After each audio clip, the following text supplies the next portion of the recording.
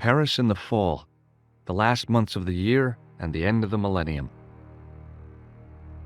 The city holds many memories for me, of cafes, of music, of love, and of death.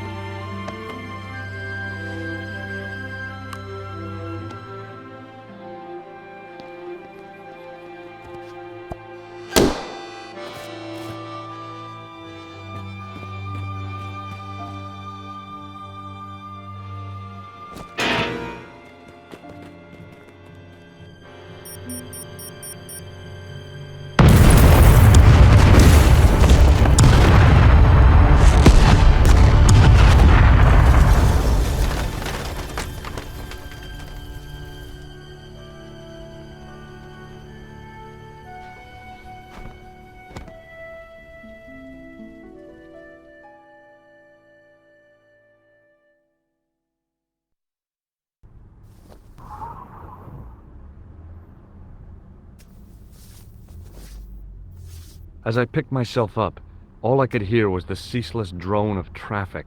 Life went on around me. But the explosion was to change my life forever.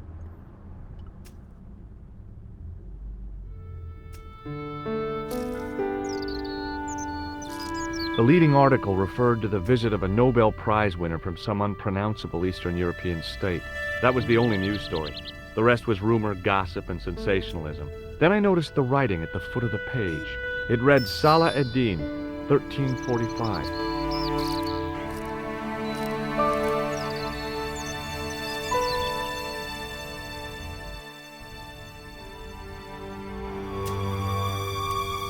Freeze! Hold it, right there. Oh, don't shoot. I'm innocent. I'm an American. Can't make up your mind, eh? I demand to see the American consul. Drop your weapons and get down on the ground. Put that thing away, Sergeant Mou. I apologize, monsieur, but I cannot permit you to leave. Am I under arrest? Ah, no, I would simply like to ask you some questions. En avant, to the café, marche.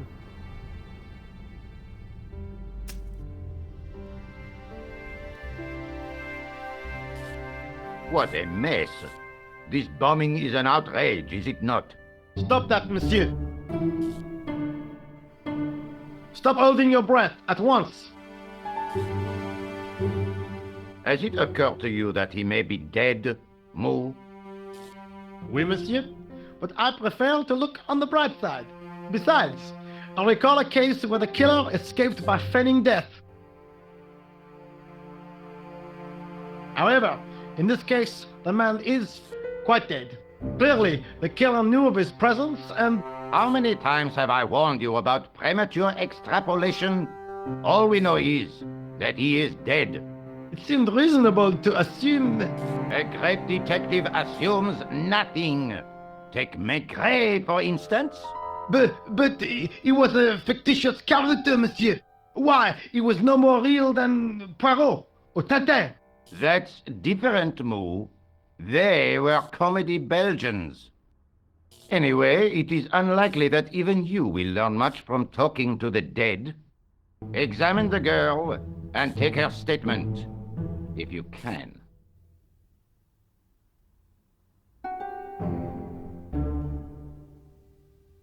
Et maintenant, to business.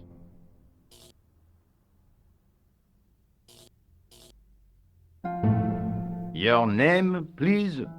George Stobart. I'm from California. And what brings you to Paris, Monsieur Stobart? Travel. I'm touring Europe. You chose well. The city is most beautiful at this time of year, no? Yeah, I guess so, apart from the bomb blasts. Were you in the vicinity of the cafe at the time of the explosion? Yeah, I was sitting out on the sidewalk. I was lucky I wasn't killed. The inspector passed over my remark with no reaction. Did you see the deceased enter the cafe? Yes, I did. Was he alone? Yeah. And did he say anything to you? No, he was more interested in the waitress. Did you see anyone else in the cafe? Yeah, there was a guy dressed as a clown. He was carrying an accordion. An accordion? Bon, the picture is forming in my mind, and it is not a pretty one. Is the girl all right, Moo?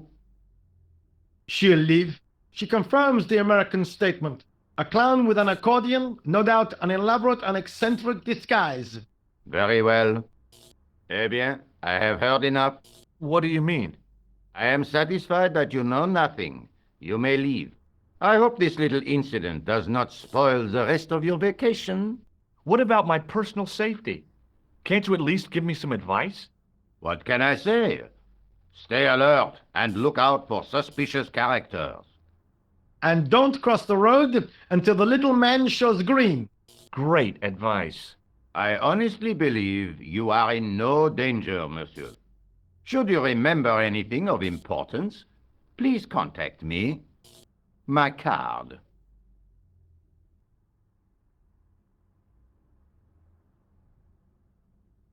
Thanks. That is all. You may go. There's not much to go on, monsieur. On the surface, no. But what lurks inside the subconscious? If the door can only be opened.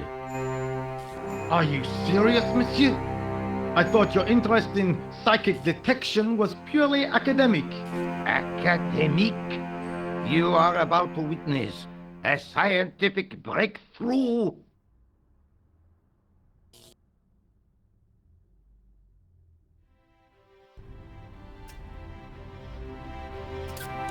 Excuse me, mademoiselle?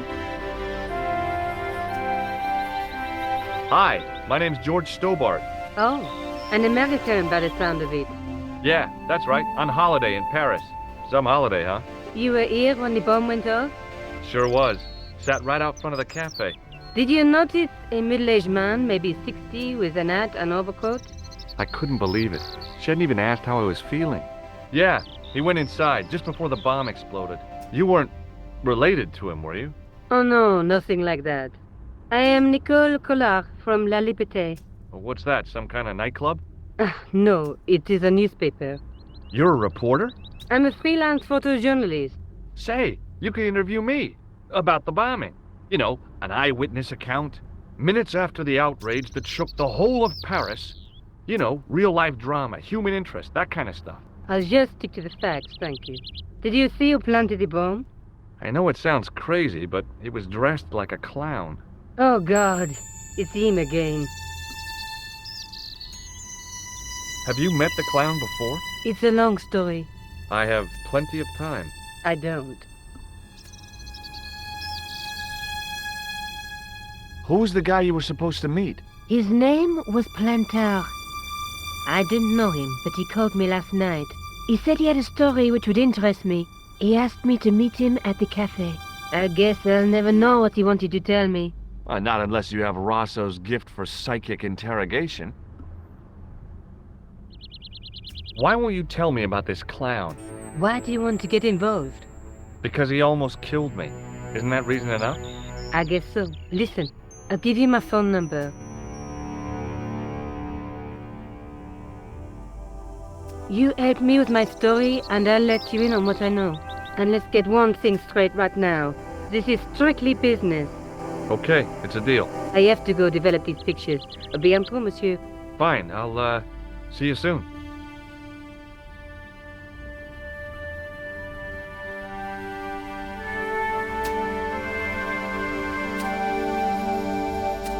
Hi, can you spare a few minutes? I thought you'd been arrested. No, it was a misunderstanding. When he pulled that gun, gah, I thought that was it. Those automatics pack quite a punch, you know? He made a mistake. He thought I was a terrorist. You? A terrorist? Ha! He was only doing his duty, I guess. Would you like to read my newspaper? I haven't got time to read that. Can't you see I'm busy? You could read it on your lunch break. 10 minutes is all I get. And if my boss had his way, I wouldn't get that. He'd have me on a drip, so I didn't have to stop to eat. Oh, take the newspaper and quit complaining.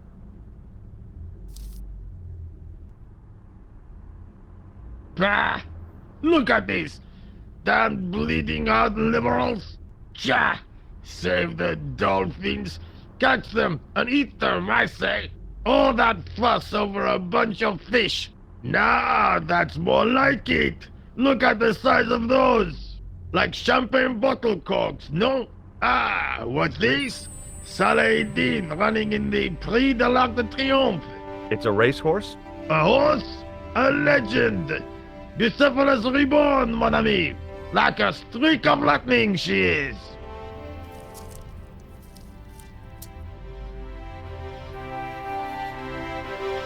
Do me a favor, won't you? Keep an eye on my hole. I'm off to put some money on that nag.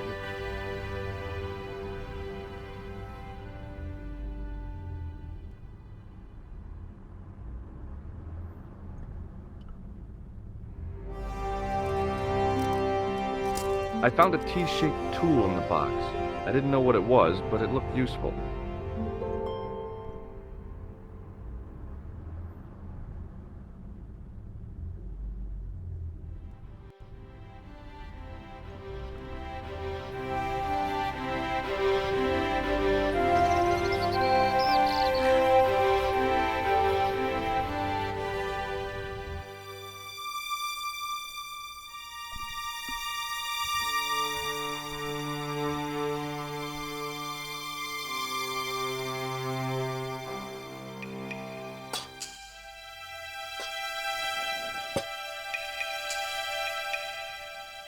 I lifted the cover to reveal what smelt like the entrance to a sewer.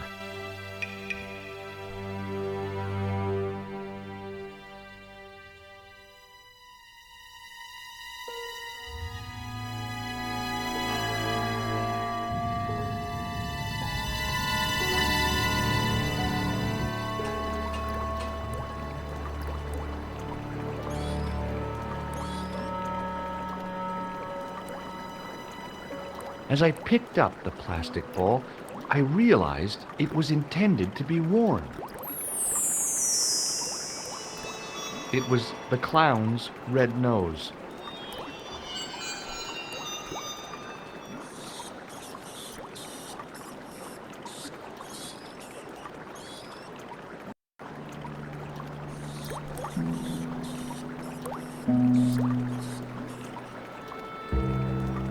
I scooped up the sodden tissue.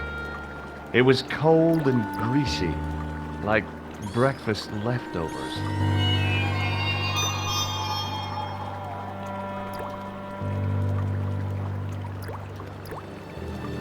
I took hold of the scrap of material and unsnagged it from the spike.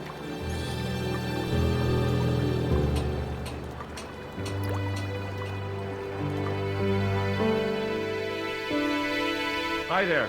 Hold it right there. You swore right. I knew you'd come back. And now I've got you. What are you talking about? You're trespassing. Come out of there immediately. That's what I'm trying to do. Give me your hand. Ha! You won't catch me with tricks like that. Keep your distance, monsieur. Okay, okay. Now, what were you looking for? I was looking for a clown. Huh, ridiculous. Do you really expect me to believe that? He planted a bomb in the cafe and blew it up. What? The café? Blown up? Mon Dieu, that is awful. And you say the person responsible was dressed as a clown? That's right. He blew up the cafe, escaped into the sewer, changed his clothes, and came up here. Ah, mon Dieu. Then, the man I chased, do you think that man and the clown are one and the same? Well, yes, it had crossed my mind. Ah, that still does not explain what you were doing down the sewer. For all I know, you are in league with him. Oh no, I'm just a tourist. Haha, most tourists are content with the Eiffel Tower, the Louvre, or the Pigalle. I didn't realize my waste pipes were such an attraction. Perhaps you'd like to take a look at my card?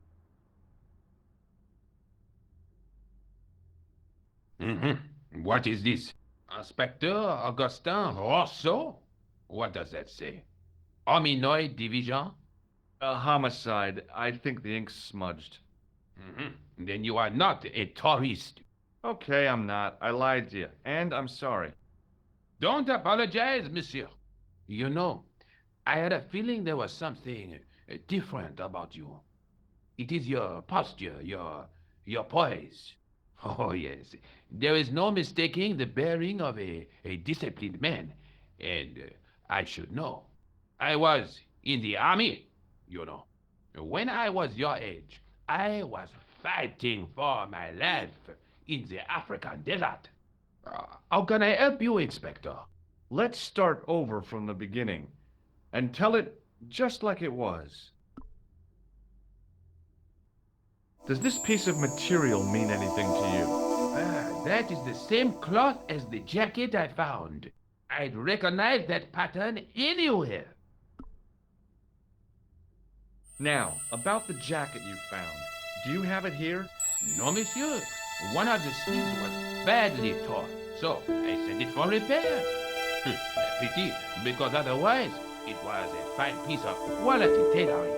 It had the tailor's name inside on the label. Where did you send the jacket? I gave it to an itinerant Romani seamstress. Just my luck. Was there anything in the jacket pockets? Not a sou. You know what I think? Do tell me. He changed out of the clown suit and cunningly disguised himself as an ordinary person. Looks like I'm up against a mastermind. What was the name on the label? It was a foreign name. Todryk, I think. Did you get the address? There wasn't one, monsieur. Only a telephone number. Well, I don't expect you to remember a phone number you've only seen once. 74 98 08 59. You're kidding. That's his phone number? Yes, that is a little secret number that I learned in the desert. I was taught the technique by a Todryk shaman. That's incredible. It comes in handy at the supermarket checkout. Do I get a reward? Honesty, monsieur, is its own reward. Then I'm glad I do not rely on honesty to pay the bills. I have to be going. Thanks to your help, the citizens of Paris can sleep a little easier tonight. Raymond, I was only doing my duty, monsieur. Good luck, Inspector. I hope you catch that killer soon.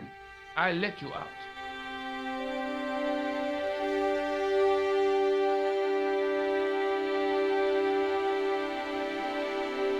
hope you find your man, Inspector. So do I.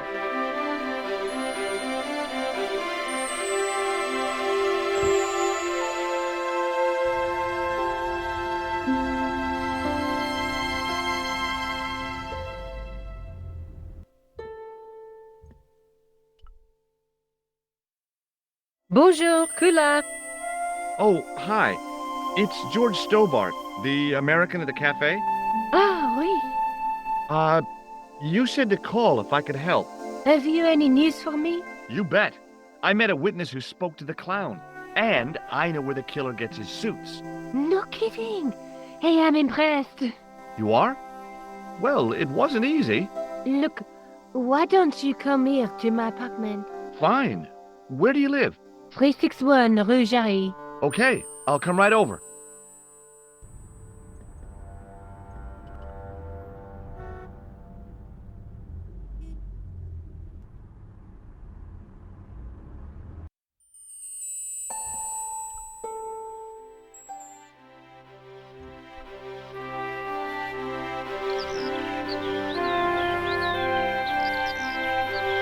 Oh, hi. Bonjour, monsieur. Would you like me to foretell your future? No thanks. I'm very good, and it only takes a minute. Thanks all the same, but I'm not superstitious. Besides, if it only takes a minute, that's not much of a future to look forward to. Do you know a young woman called Nicole Collard? Yes, I do. She lives upstairs from me, in the apartment block across the street. The door isn't locked, but you'll need to give it a gentle nudge. It sticks, you see, because of the damp. The landlord said he'd fixed it before winter sets in. He's been saying that for 3 years. See you later. That's right, monsieur. You will.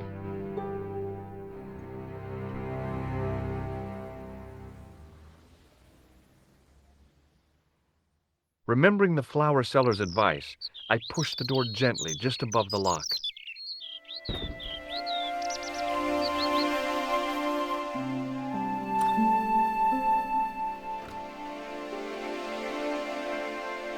Bonjour. I'm glad you could make it, monsieur. Please, call me George. Fine. I'm Nicole. Take a seat, George.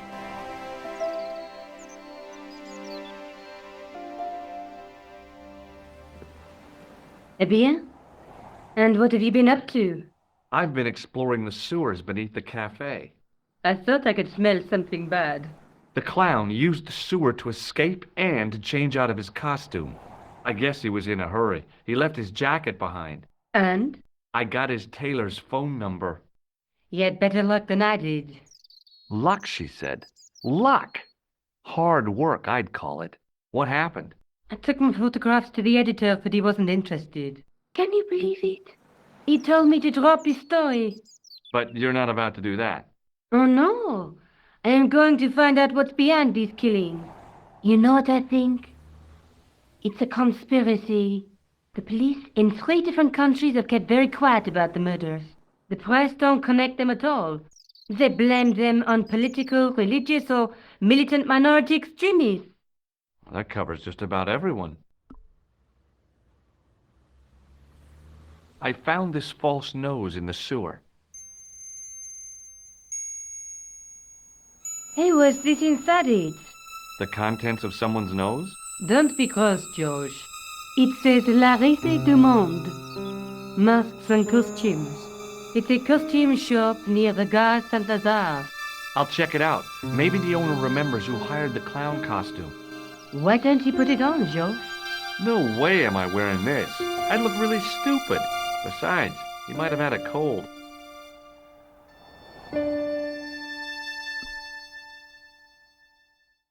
I found a piece of material near the cafe.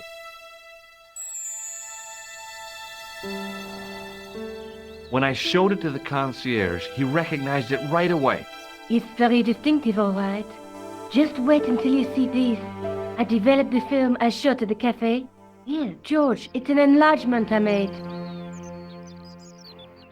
Look what that guy's wearing. Checkered pants.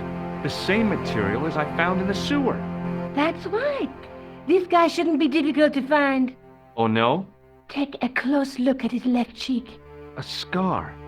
In the shape of a horseshoe. Oh, a crescent moon.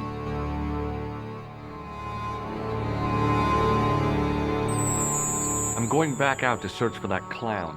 Where? I guess I could visit the costume shop. Good idea.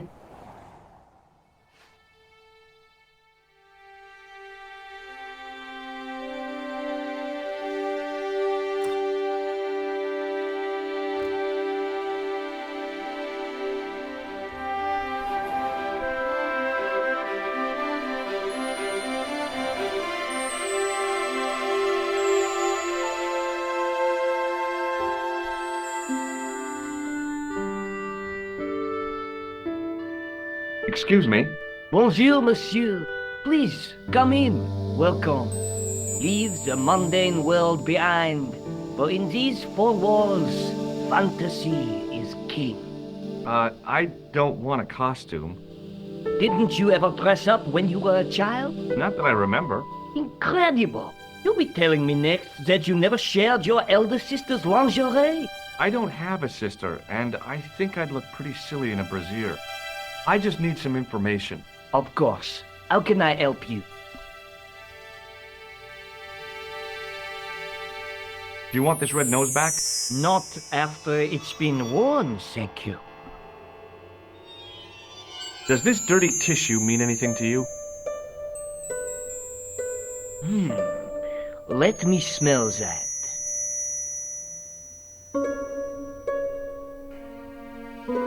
Bestheimer's number 7 white pancake. Theatrical grease paint, right? Oui, monsieur. La crème de la crème of Thespian accoutrement. Have you sold any of it recently? Yes, 2 cans. Do you recognize this man? Oui, monsieur. That is the man to whom I sold the grease paint.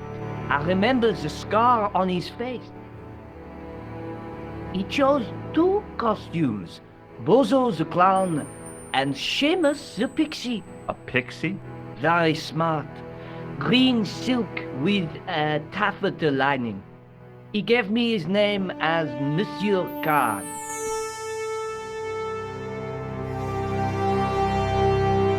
Thanks for your help, buddy. My pleasure, monsieur.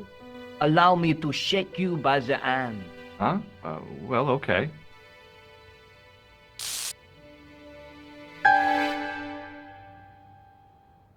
What are you trying to do, kill me? You did not find it amusing? I never saw the funny side of electroshock therapy.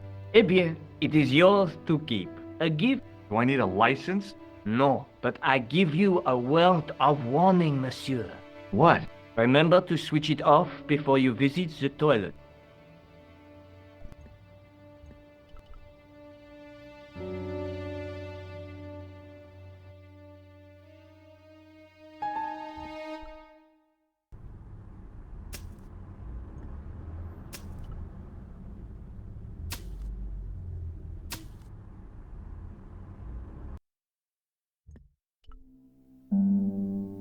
Hello?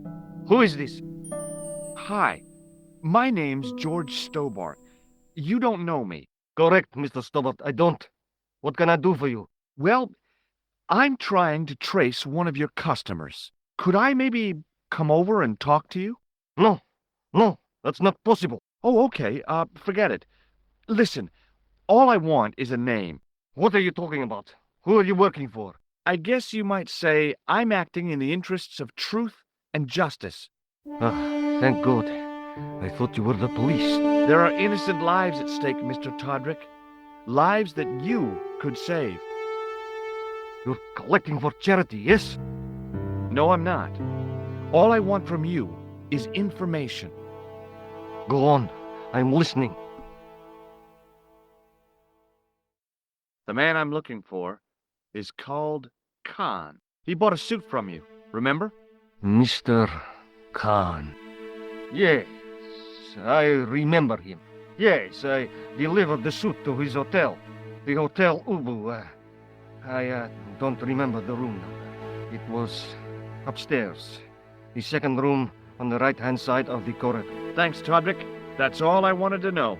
Now I've got you, Mr. Clown.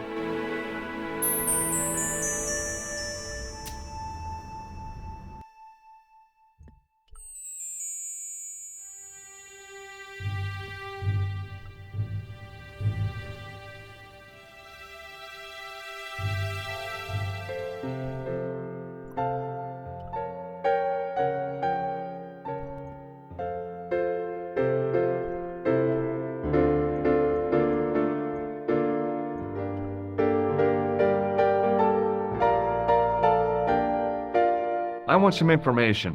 Who are you? The police? I'm conducting a private investigation. Ah, I know only too well what you mean. That is one of the drawbacks of the catering business. When people book into an hotel, they leave their morals at home, no? Do you recognize the man in this photograph? Yes, monsieur. That man is one of our guests. What name? I cannot tell you that. Can you tell me which room the man in the photograph has taken? Oh, no, monsieur. That information is confidential. Would it make a difference if I told you the guy in the photo was a murderer? We are accustomed to catering for celebrities, monsieur.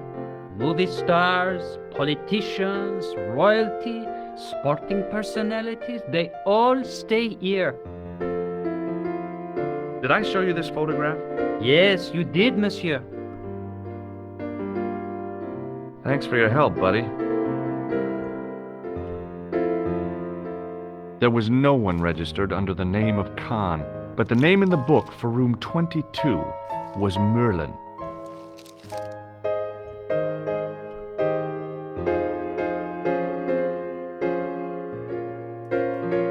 Excusez-moi, monsieur. What? You are trying to steal that key, no? No way.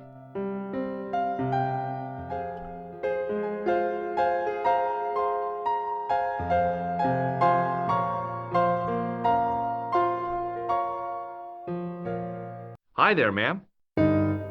Well, hello. What can I do for you? I'm looking for a man. You disappoint me, my dear. For one foolish moment I thought, but never mind. Aren't you going to tell me your name? George Stobart, ma'am. How sweet!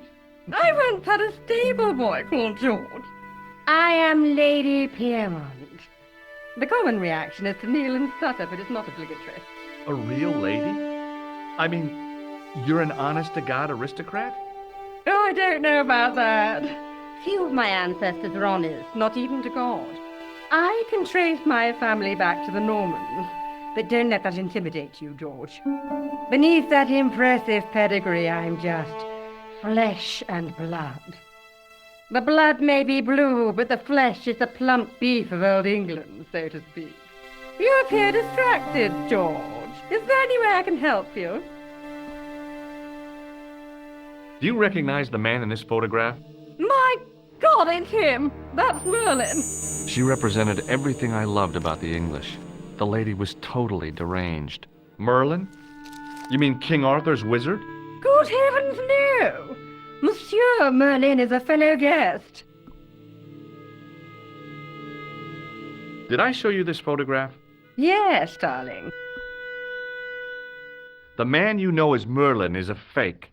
What do you mean, sweetie? He's a murderer. He also uses the name Khan. I am shocked, Mr. Stobart. Shaken. I took him to be a gentleman, a man of honor. You know, I'd rather like to assist you in stitching him up. When did you last see Merlin? It was no more than an hour ago. He came downstairs and spoke to that clerk chappie. Something passed hands. I couldn't see what exactly. A briefcase? No, smaller than that. A bundle of papers, perhaps.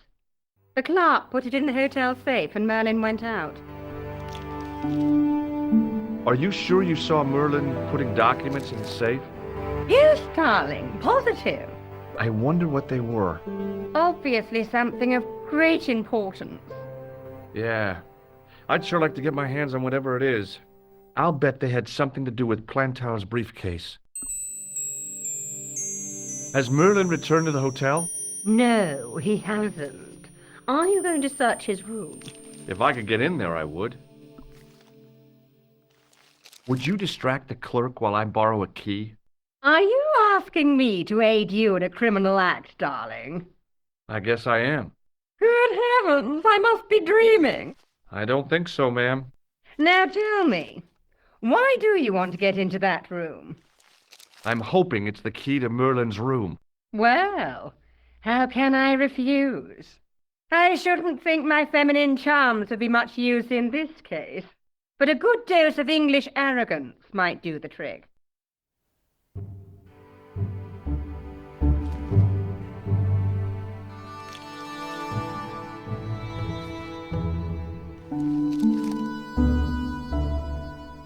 I say! You there, flunky! Oui, madame. Listen carefully. You do understand English, don't you? But of course, madame. Good. I wish to deposit some jewelry for safekeeping. I understand. Are you quite certain? Oh, bien sûr, madame. Over to you, my dear.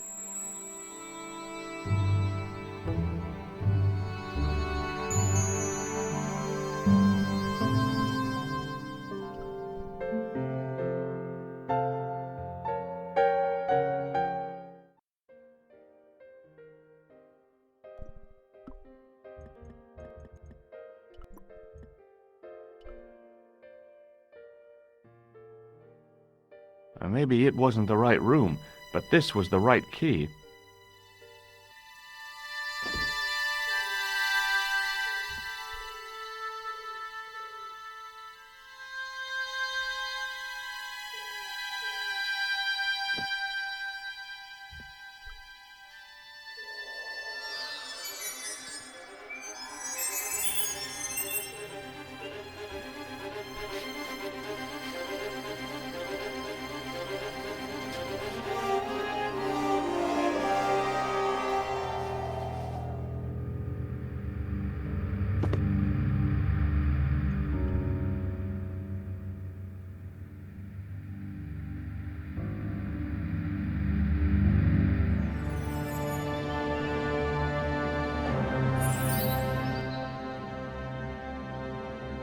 I had the kind of feeling in my stomach that would usually send me running to the bathroom.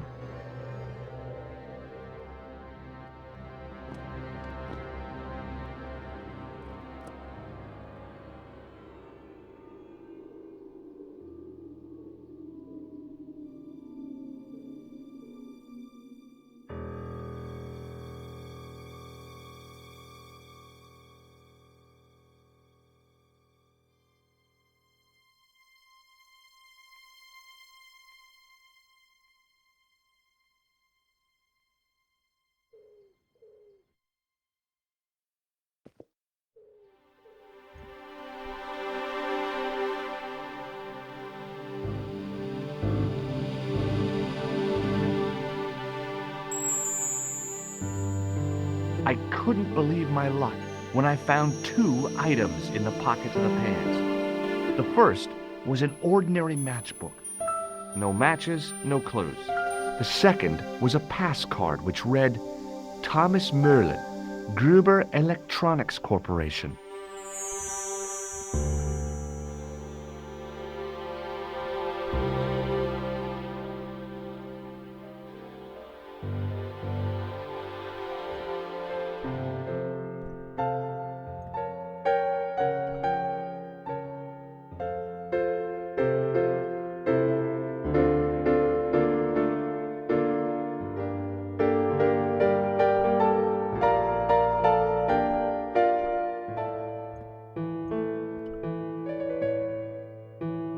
What now, monsieur?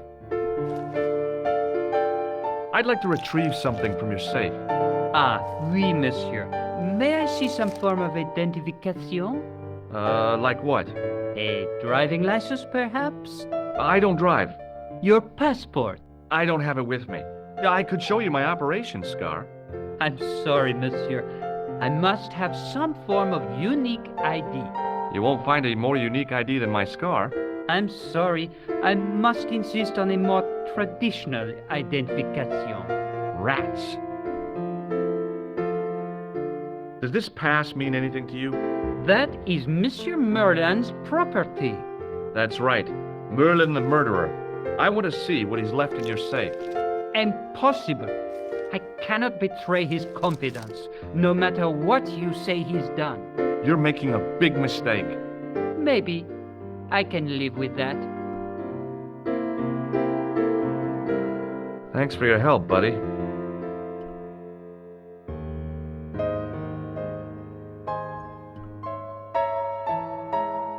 Hi, ma'am. Hello, George. What can I do for you now? I found this pass in Merlin's room. So, that deceitful little man is passing himself off as an electrician, is he? Uh-huh. This guy probably has a million faces. I showed the pass to the clerk, hoping he'd give me Merlin's papers, but he wouldn't buy it. He's too scared. I'll give him something to be scared of. Follow me, George!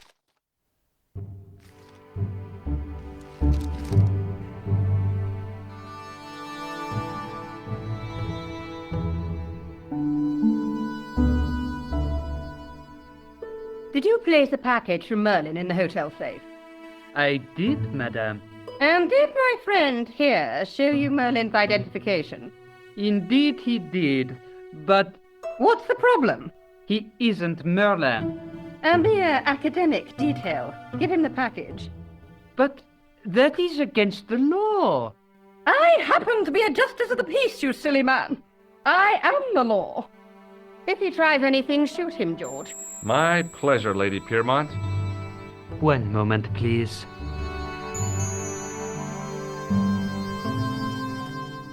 You know, I haven't enjoyed myself this much since Greenham Common. I don't know what I would have done without you, Lady Piermont. Voilà, monsieur. Le manuscrit de Monsieur Merlin. Thanks. How satisfying. An Anglo-American alliance that actually works. The clerk had given me a tightly rolled sheet of parchment. I decided not to unroll it until I was safely back in Nico's apartment.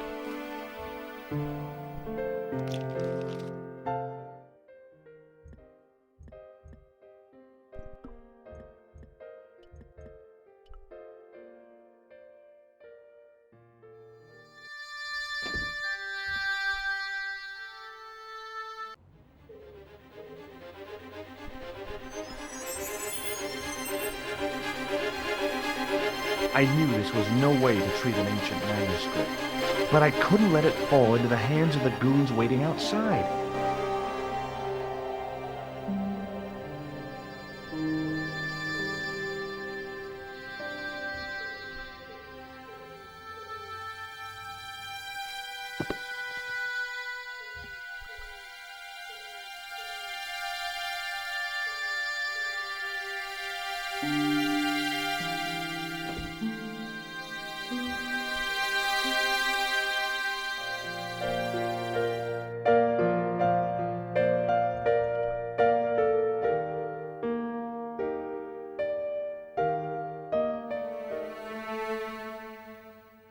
Just a minute, monsieur.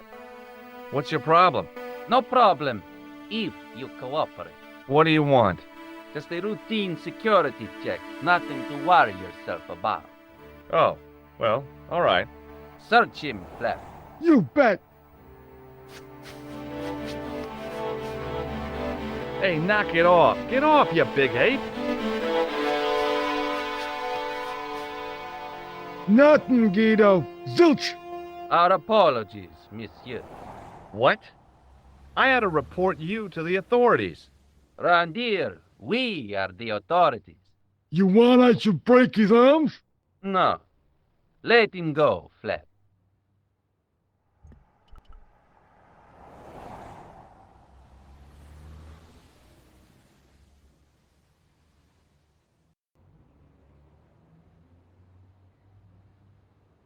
If the manuscript was what Flap and Guido were after, they were going to be disappointed. I couldn't wait to get back to Nico's apartment and check it out.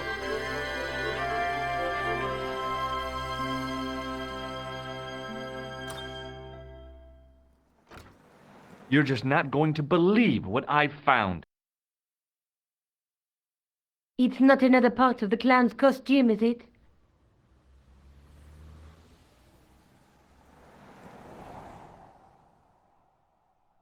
It's a medieval manuscript.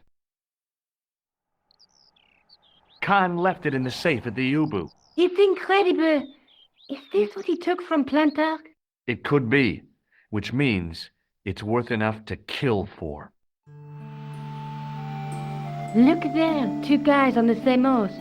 Oh, yeah. Maybe they couldn't afford one each. What of it? Have you ever heard of the Knights Templar? Their official seal was an image of two knights sharing a horse. Whatever this manuscript means, it's connected with the Templars. How come you know about these knights? I learned about them while writing an article on the Crusades. This guy, named Hughes de Payen, arrived one day at the court of King of Jerusalem. He offered to protect the Christian pilgrims from the displaced Muslim armies. The king would be able to guarantee safe transit to Christians in the Holy Land. Safer journeys meant more pilgrims, and pilgrims meant trade and wealth. The Templars proved invaluable to the king as a mercenary army. It was said that they never asked how many the enemy numbered, just where they were. And as the years went by, the Templars grew in wealth and numbers. They were so rich, even kings came to them for loans. But at the height of their power, they fell foul of the King of France. He rounded them up and turned them over to the Inquisition. Thousands of Templars were subject to torture and confessed to heresy. Of course, at the hands of the Inquisition, there wasn't much they wouldn't confess to. The last Grand Master Jacques de Molay was burned alive. But the treasure of the Knights Templar was never found.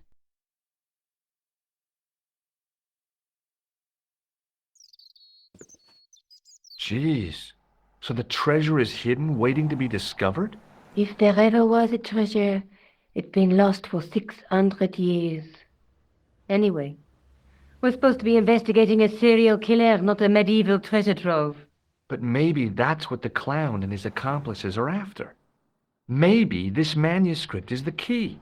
You'd better leave it here for safekeeping. Think about it, George. One guy's already died for it, as you said yourself. Besides, that parchment is fragile. Okay, I'm convinced. You keep hold of it. Let's take another look at the manuscript. Let's face it, we need help, George. Someone who knows about these things. Who do you suggest? Indiana Jones? I know a guy who specializes in medieval studies. His name is Lobinel. Huh. Some stuffy old fossil who gets horny over ancient relics, I suppose. Far from it. Andre isn't the stereotypical professor you have in mind. Where can I find this Lobino guy? At the Kroon Museum. I'll give you the address.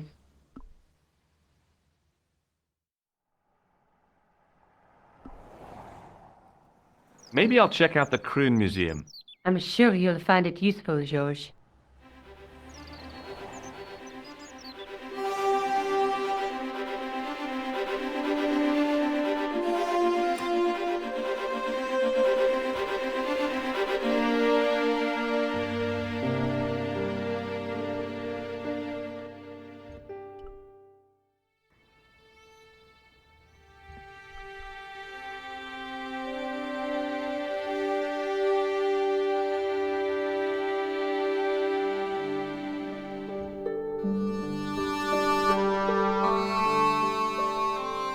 In the case was a spindly tripod, blackened with age and pitted with rust. It was identical to the tripod pictured on the manuscript. A notice identified it as 15th century from Western Ireland. It had been found in Lochmarne at the site of a Knights Templar preceptory. Ireland! What's that? This tripod was found in Ireland. I will have to ask you to keep your voice down. I'm sorry, I was excited.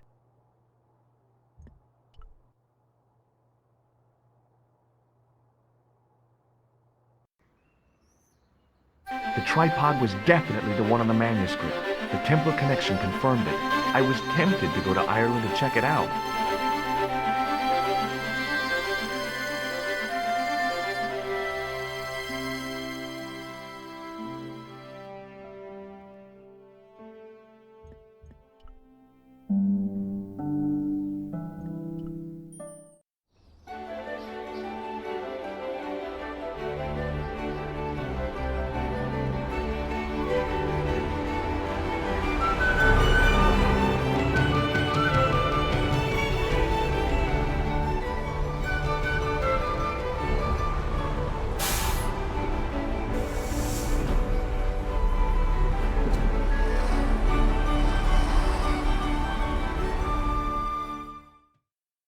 Several hours later, I arrived in Ireland, the Emerald Isle. I'd been lucky to get a bus from Dublin to the tiny village of Lochmarne. On the way out, the driver told me there was only one service a day.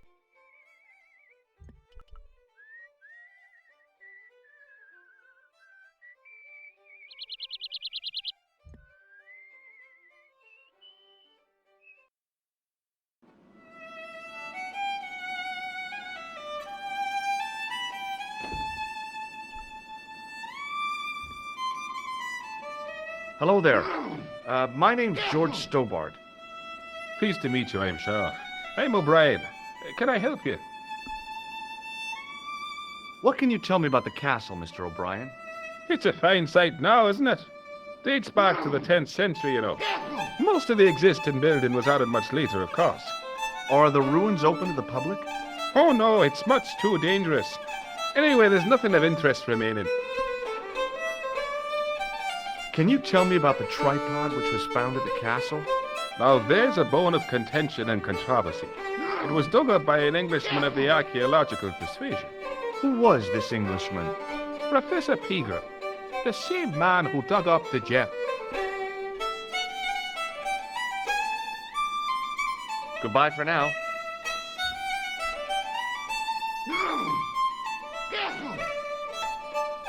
My name's George. Pleased to meet you, mister. My name's Fitzgerald. Do you know Professor Pegram?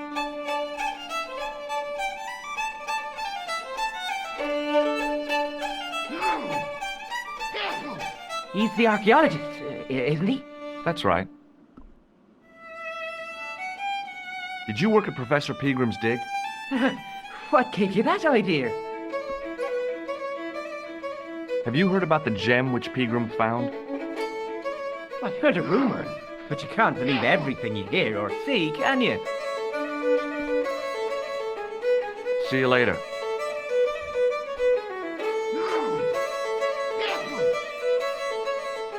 Hi, my name's Stobart, George Stobart. Hello there, mister. What can I do for you? Do you know Professor Pegram? Do I know him? Do I know the good professor himself? No, I don't. I mean, I know who he is, but I don't know him to talk to. Do you know anything about Pegram's excavation? Only that he didn't have the right tools for the job. What he needed was shovels and a JCB. Pegram was digging for historical remains, not coal. Is that a fact?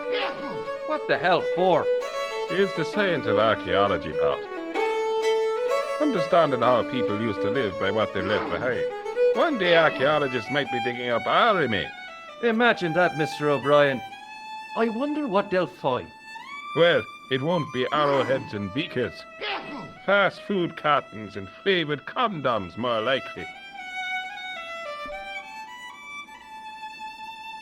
Did anyone from the village work at Pegram's dig? I tried it myself, but that high and mighty history man called me incontinent. What a nerve. Hadn't I dug more holes than the rest of them put together? Do you remember seeing Sean Fitzgerald at the dig? Let me see now.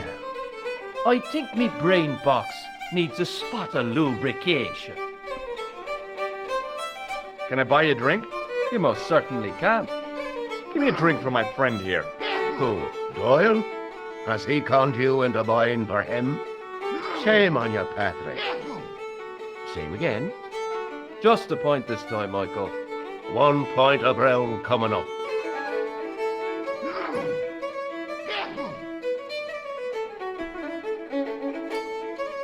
Do you remember Sean Fitzgerald now?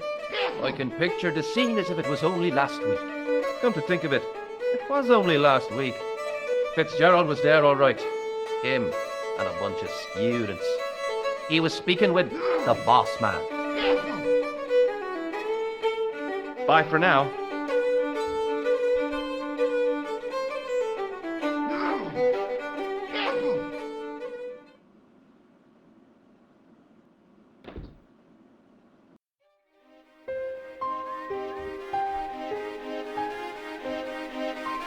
Hi there. What? What's your name, kid? Who are you calling kid? Who the hell are you?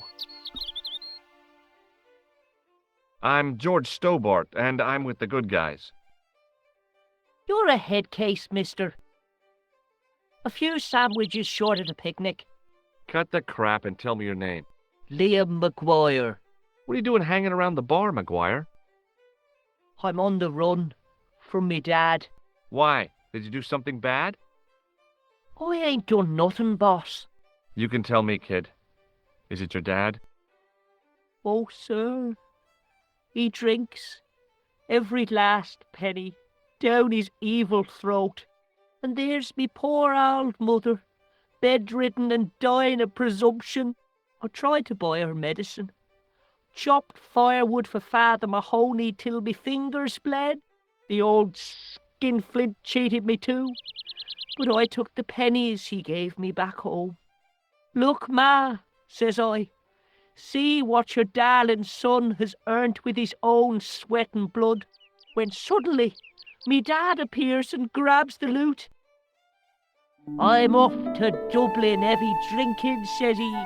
Watch out till I get back. That's why I runned away. Something in the grin on his face told me he wasn't being strictly truthful. Compared to him, Huckleberry Finn was a candidate for Altar Boy of the Year.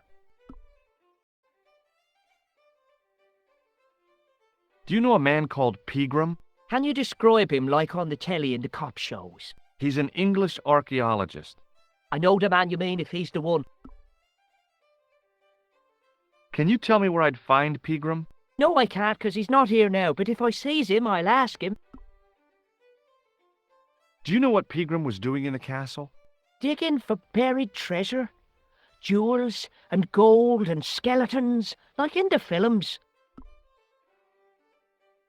Do you know anything about Pegram's dig? He wouldn't let me anywhere near it. I offered to help, but he chased me off. I didn't want to see his smelly old hole anyhow. Did anyone from the village work at the dig? Pegram bought some students and bums with him. He reckoned no one in Lochmarne would know what to look for. The only local guy who worked for him was Sean Fitzgerald. Fitzgerald says he's never been anywhere near the dig. He's having you on, mister. Are you sure Fitzgerald worked at the dig? Oh, yes. It was him, all right. Would I tell a lie? Well, he denies it. I saw them together only last night. I wish you'd told me that sooner. What were they doing? Pegram gave Fitzy a box. He didn't look too happy about it. I knew it. But how am I going to persuade him to part with it? Break his fingers. Nah, I couldn't do that. I could. Thanks for the offer, kid, but I'll try a more subtle approach. Chinese burns? See you later, kid. Okay, mister.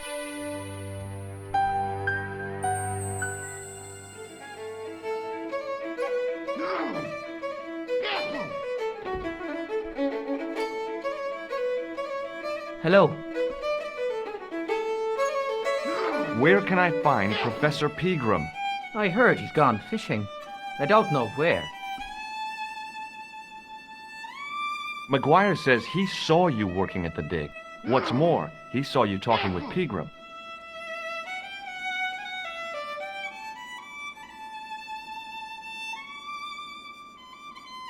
I knew this would happen. I knew I'd get caught. Doyle told me you definitely worked at the dig. He's seen you there. You might as well admit it. Just my luck. Grasped up by a delinquent and a dimwit. I need to talk to Professor Pegram, if he's still alive. What do you mean? Is he in danger? Yeah, you too, if I'm right. You're not from the Social Security. Hell no. What makes you think that? Well, I was claiming benefits at the same time I was working for Pegram. I'm not in a position to make judgments, Sean. That's between you and your conscience. All I want is to talk to Pegram about the gem. But he's not here. I know that. But he left that package with you, didn't he? So where did Pegram go? I don't know. I swear it. He came to see me early this morning. Said he was leaving.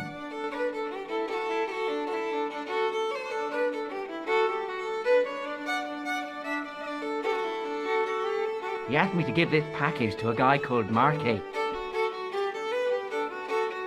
Show me what's in the package, Sean. I can't do that. Why not? I promised the professor. So what?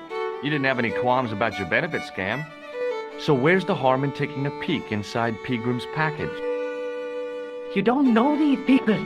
I can't. I don't dare. This is your last chance to show me the package, Fitzgerald. I've been patient with you, but now it's time to kick ass. But he'll kill me. Who will? Man from Paris. Jack Marquet. Pegram told me if I gave him the package unopened, I'd hear no more about it. But if I double-crossed Marquet, I'd be dead. I'll deal with Jacques Marquet. Give the package to me. No. Why should I trust you? I don't know who to trust anymore. I wish I'd never even heard of the Lochmarne gem.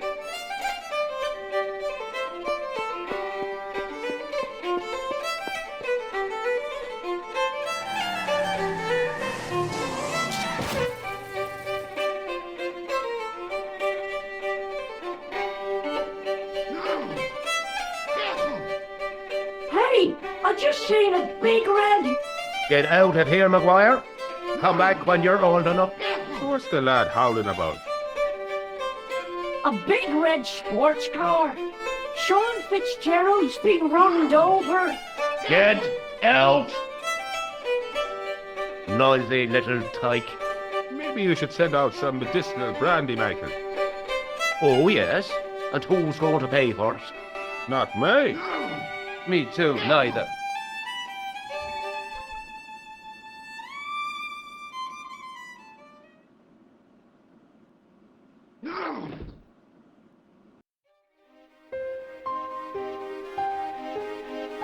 I was telling the truth about Fitzy, mister. Okay, calm down. Now tell me what happened.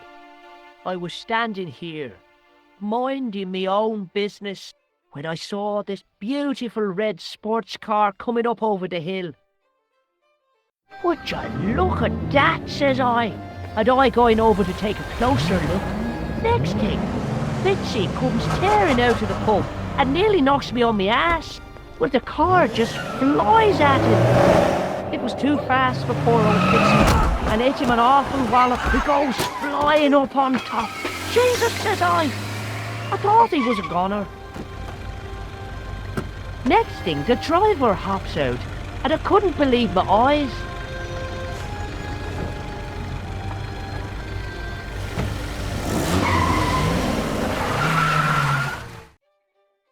He was dressed like a bloody pixie. See you later, kid. Okay, mister.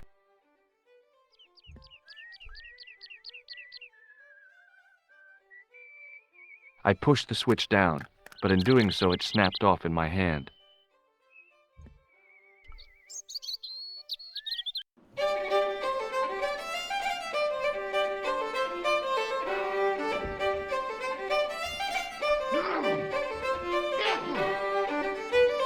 Top of the morning to you. I beg your pardon. Well, that's what you Irish say, isn't it? Do you want something? Or are you just flaunting your xenophobia? Well, I was trying to be sociable. Is it a room you're after? No, thank you. I don't plan to stay too long. Who does? Most folk take one look at Lochmarne and jump back on the bus. I'll try a glass of beer, please. Is this your first pint of real ale? Well, I guess so. What's real ale, anyhow? Beer that's brewed from natural ingredients to traditional methods. It shouldn't be kept under pressure or refrigerated. And finally, it should have a good body and distinctive character. In other words, it's flat and worn with bits in, and it makes you fall over. I'm sorry, but the pump appears to be broken. I can fix it for you. I don't think so. This is a job for a professional electrician. Oh well, at least the glass washer is still working. It's not my idea, is it? It just so happens I'm an electrician. Check out my credentials. Well, no. Isn't that marvelous? Ha! Here's a house bedeviled with faulty wiring of a wayward nature. Here's you, an electric man, with a little plastic card to prove it. I still want to see what you can do before I let you touch me beer pumps. You can make a start on the glass washer.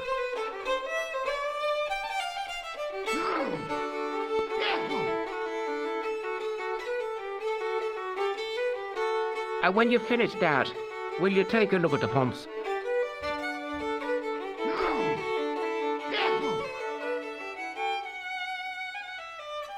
Hi there, old-timer.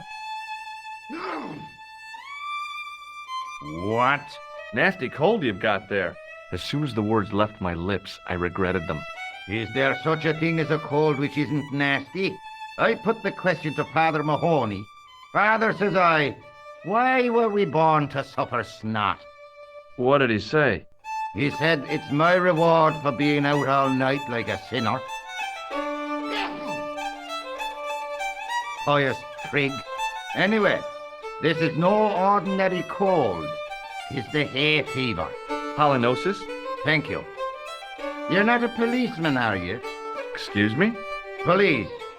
No. I'd know it if you were. I'll see you later.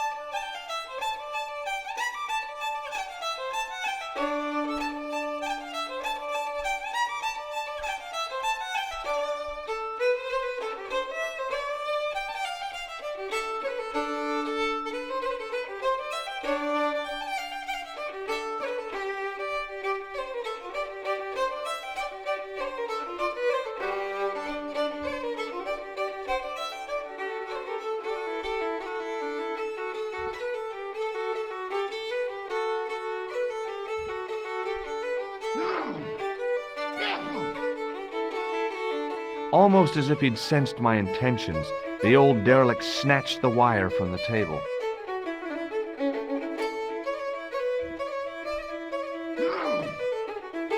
As soon as the old guy looked away, I grabbed his piece of wire.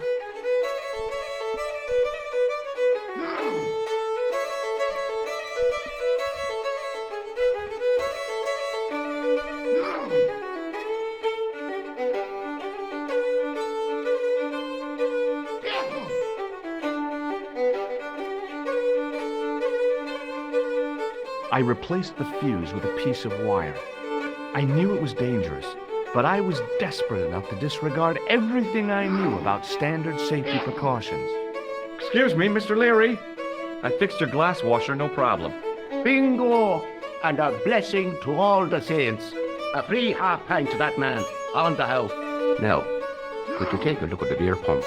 Well, I guess so, but I'm not making any promises. If you can't fix them, I'll have a riot on me hands.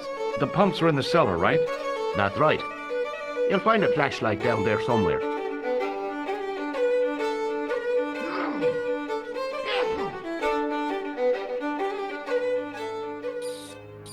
What a dumb place to store a flashlight. A dark cellar. The only way I was going to find anything down there was to feel around.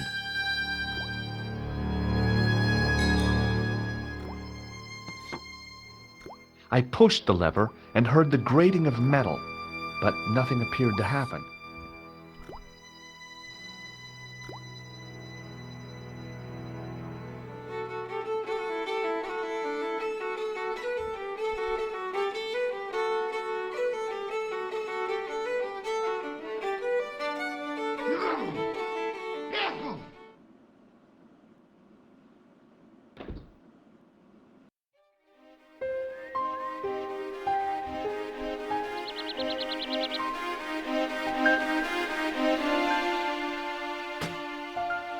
I lifted the trap door, and an overpowering smell of stale beer rose from the cellar below.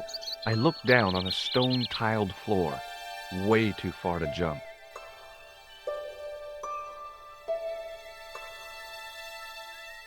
Excuse me. There was a nasty feeling in my guts I usually associated with light opera. It was Khan. What's the problem? Did you see what happened here a few minutes ago? What was that? A man was involved in an unfortunate accident. I didn't see anything. What about the boy? He doesn't know anything either. The kid, well, you know how it is in these rural communities. Not enough genes to go round. I prayed McGuire had the sense to keep his mouth shut. Was the guy hurt bad? He's been taken care of, but he thinks he dropped a small parcel. You didn't happen to find it, did you? If I had, I would have taken it to the police. Of course. Thank you.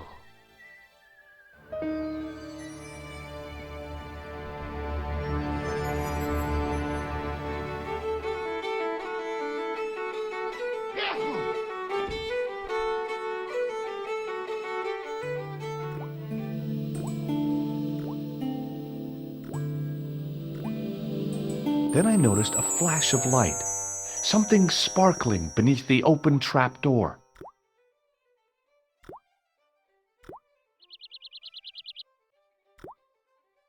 It was Peagram's gem, all right.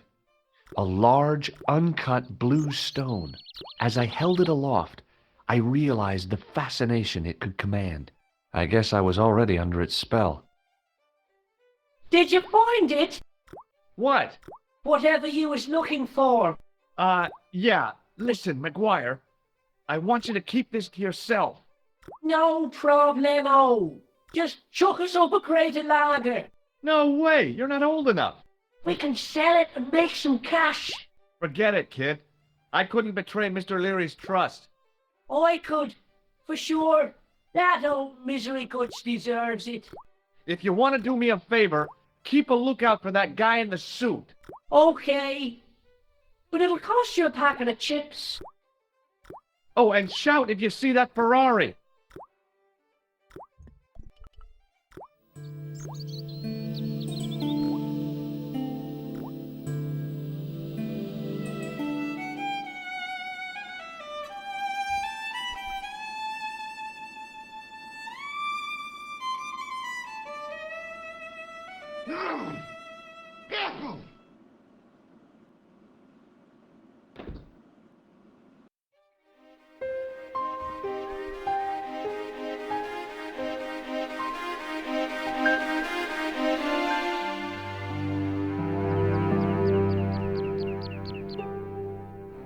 Hi, do you speak English?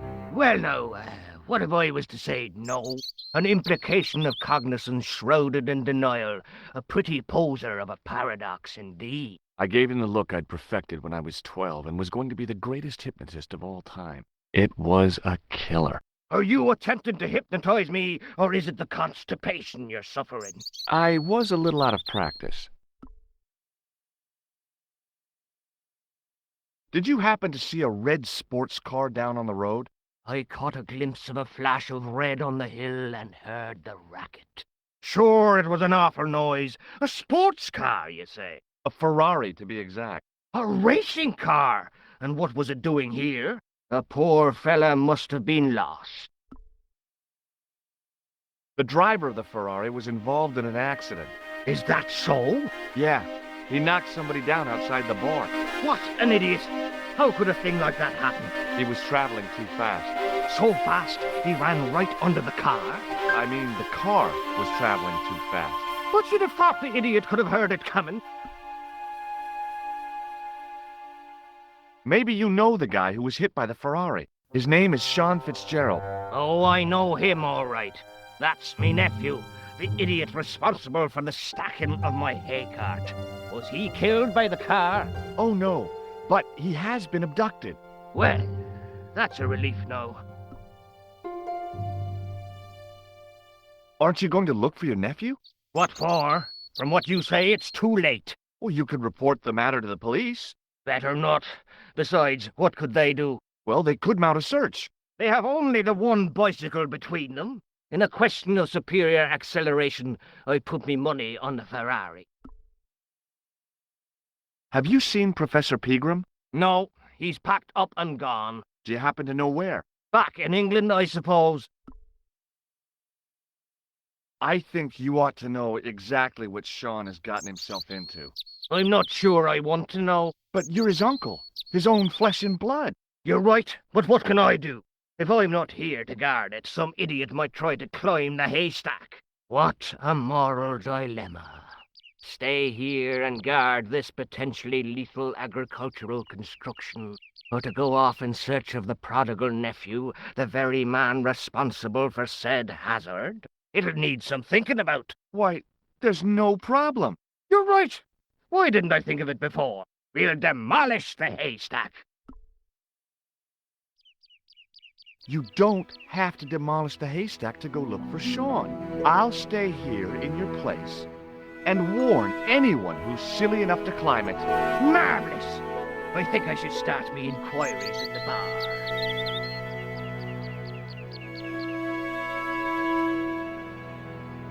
He strode off in the direction of McDevitt's bar, leaving me to contemplate the stack of hay.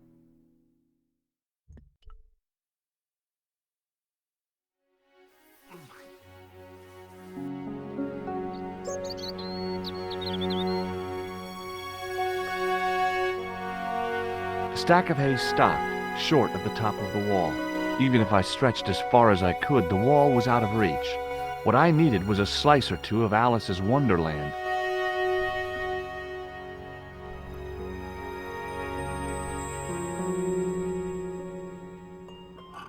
I inserted the end of the lifting key in the mortarless crack and gave it a firm shove. It remained lodged in the wall, jutting out to form a step.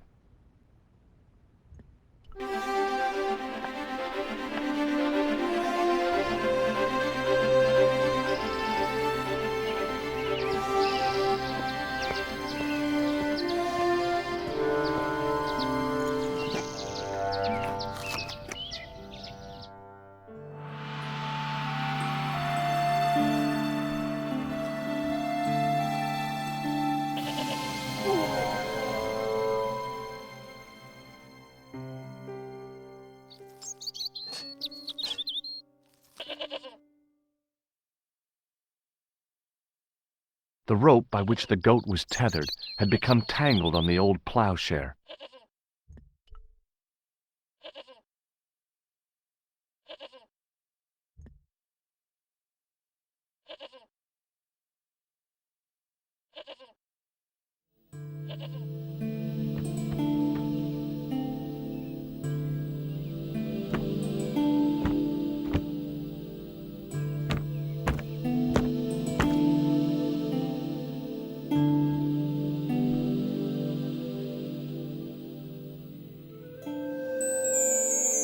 The statue was too heavy to lift. It overbalanced into the sand.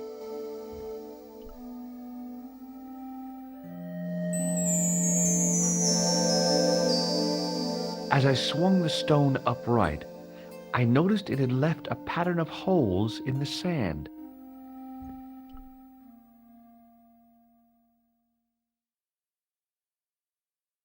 As I dipped my fingers into the soft white powder, I realized what it was. Plaster of Paris. I'd used it in kindergarten to make casts of animal paw prints.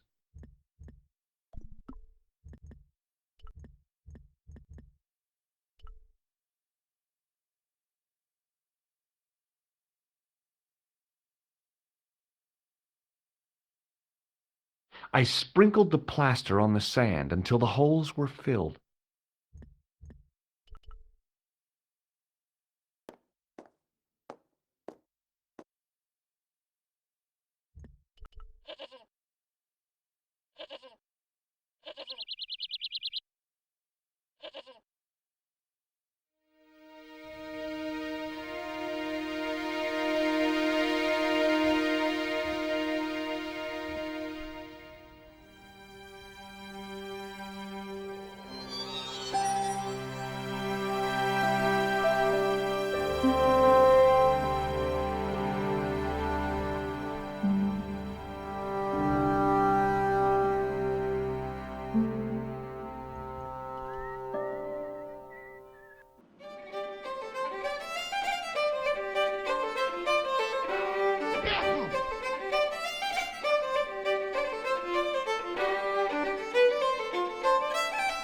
As the man raised his arm to drink, I snatched the towel away.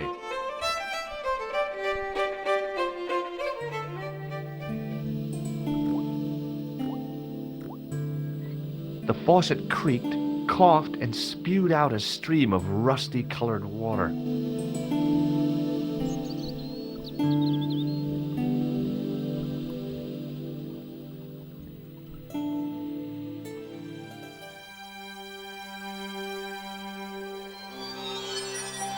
I held the towel under the faucet and soaked it with water.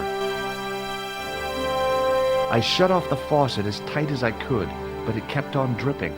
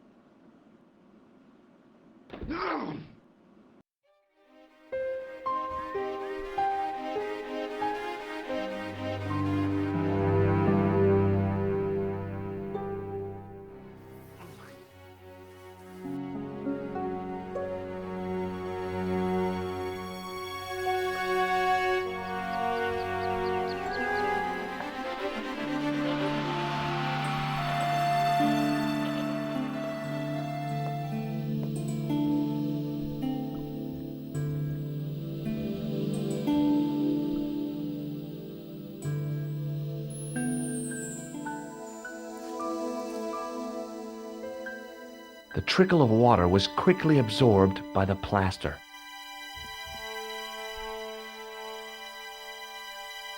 I eased the solid piece of plaster from the sand. Underneath, it had formed a perfect copy of the statue.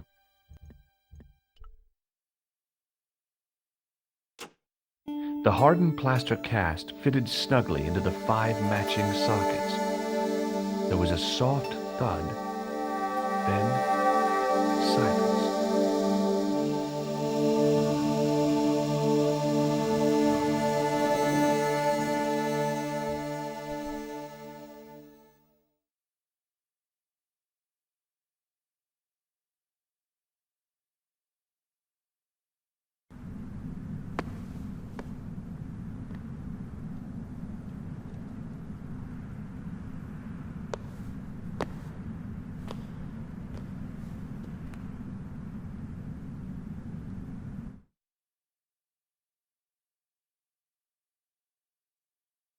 So, where did you stay last night?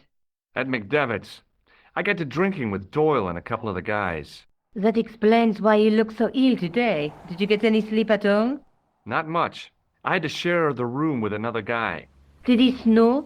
Hardly. He was dead. And you say Pigram has disappeared? Without a trace. But my visit wasn't a complete waste of time. Pigram's gem? The Templars' gem. Whoever Jacques Marquet is, he's in for a disappointment. Jacques Marquet? He's the guy who should have collected the gem from Fitzgerald. I've been reading about Pigram in this magazine.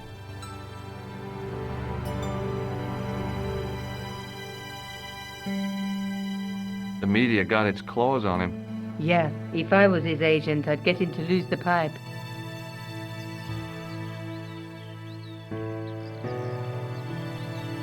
That dig must have been pretty important to him. He resigned his chair at Durham University to go to Ireland. And now he's disappeared.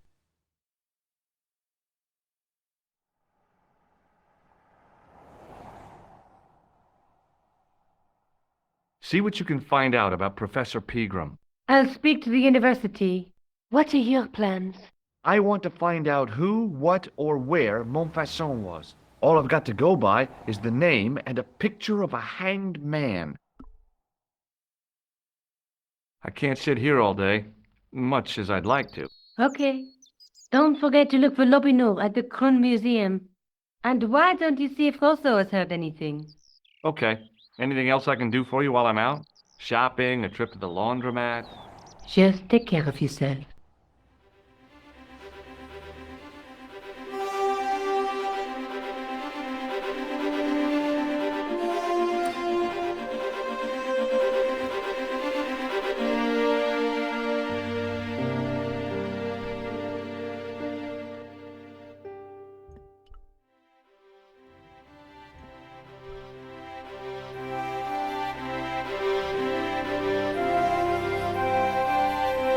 Excuse me. Ah, Monsieur Stobart, n'est-ce pas? That's correct.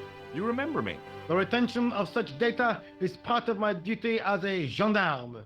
That is how crime is fought, through attention to detail, not intuition. Yes, sure. Have you heard of a man called Marquet? Yes.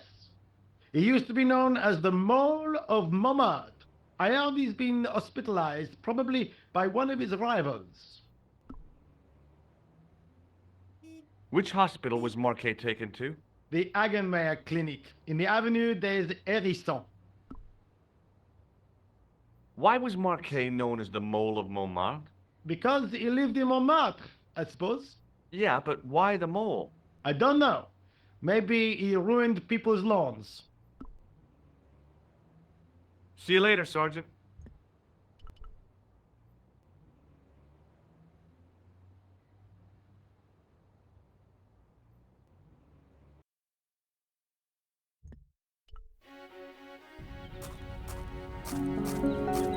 The old building managed to retain some of its original grandeur, but the modern additions looked like a baseball cap on a statue of a medieval saint.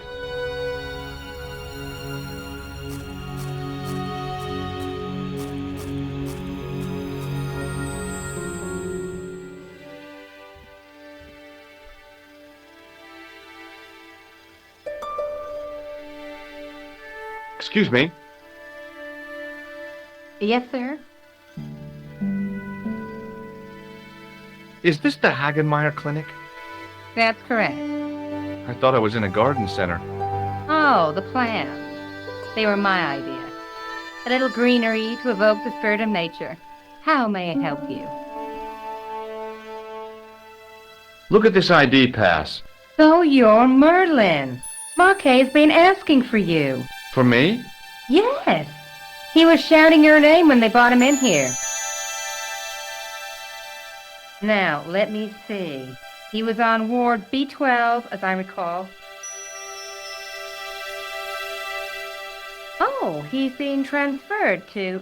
Oh, dear. He's on Ward J2. That's... Nurse Grendel's ward. What's so bad about Nurse Grendel? She runs that ward like a South American prison. Keeping a well-disciplined ward isn't a crime, is it? Well disciplined. In the discipline and punishment stakes, she'd whip the butt off the Marquis de Sade. Everything, I mean everything, is done to a strict routine.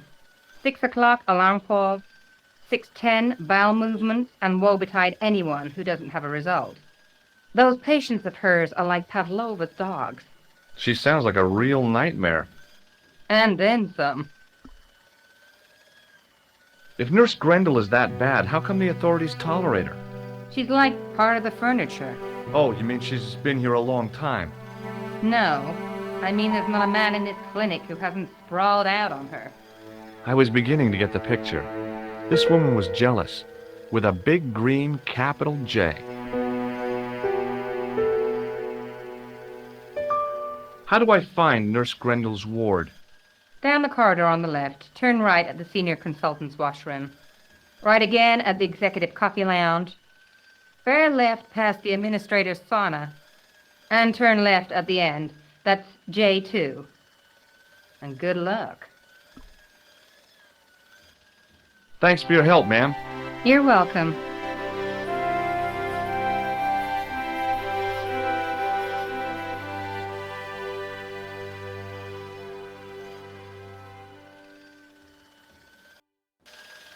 As I turned the corner, I saw the source of the hellish noise which echoed through the corridors. It was an industrial polishing machine with an odd-looking guy in tow.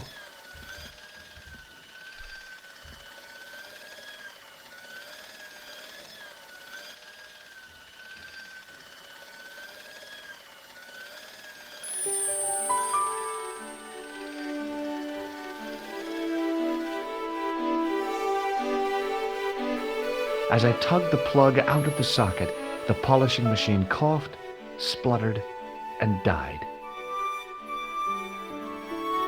Mr. Shiny, what's wrong, pal?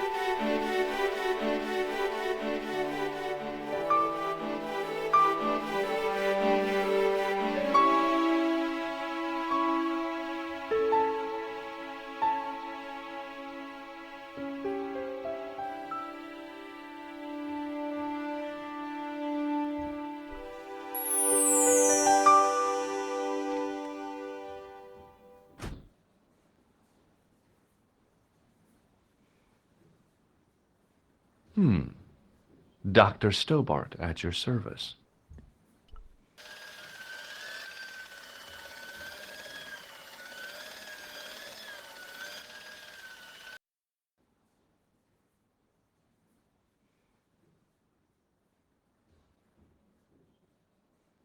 Good afternoon, Doctor. Oh, hi. Is this Ward J2? Yes, sir. The patients are ready for your inspection, Doctor. Thank you, nurse. Well, who's first? Monsieur Croquet in bed 2. What's his problem? He's been complaining of loss of consciousness. You'll need this, Doctor.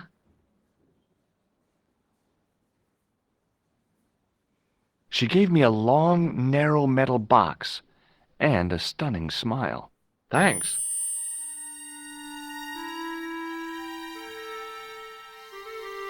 Hi, I'm Dr. Stobart. Hello, Doctor. The nurse told me you keep losing consciousness. That's right. I've had the problem as long as I can remember. It's a real out-of-body experience. Like death, but not so conclusive.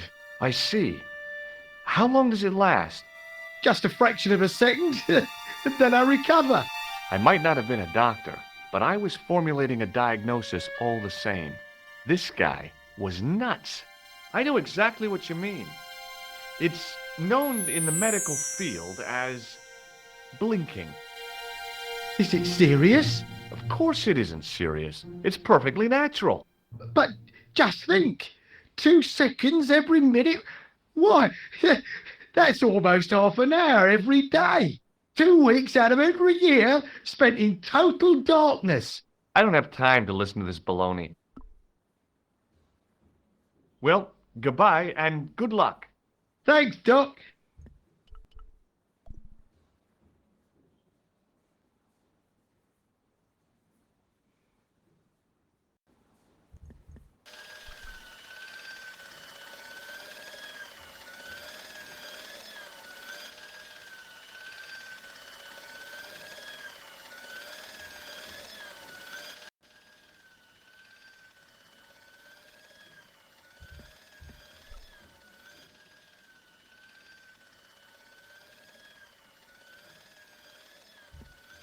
Hi, my name's George Stobart.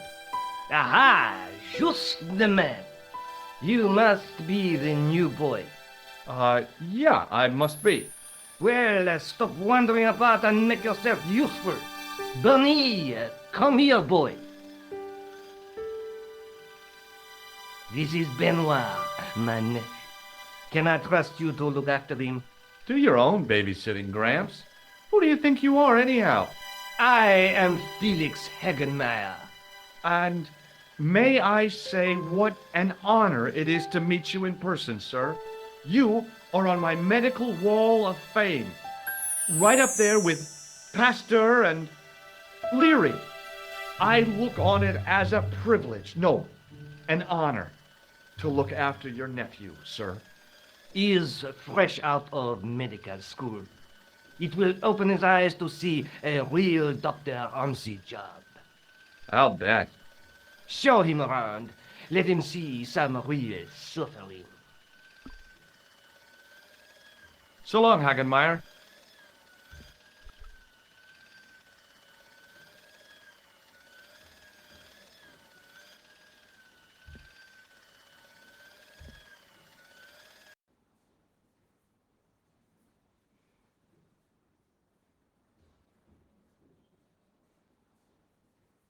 Could you take a look at the client in bed number 3 now?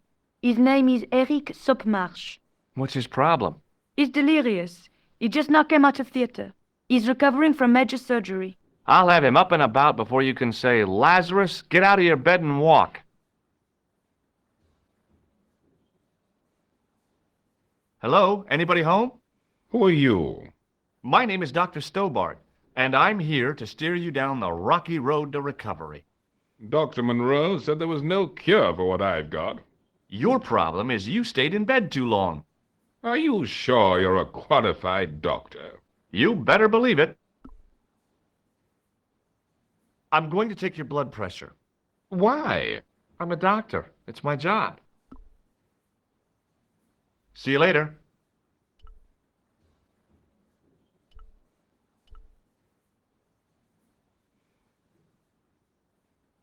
Doctor, What is it?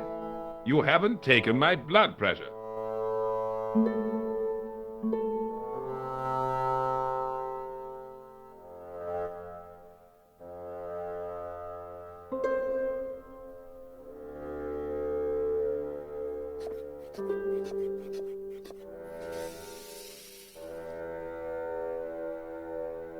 Seems fine to me. You're not doing it right. Of course I am. No, you're not. Dr. Monroe never did it like that. I can't take a satisfactory reading while you're excited like this. I'll come back later.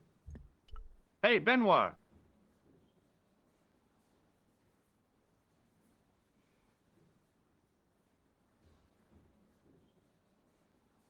There's no need to shout.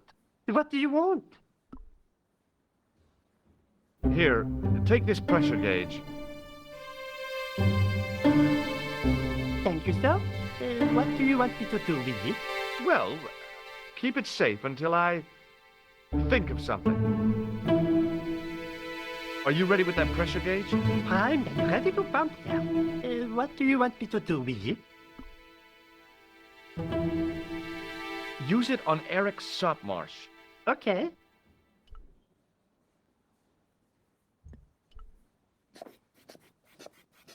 Rather you than me, pal.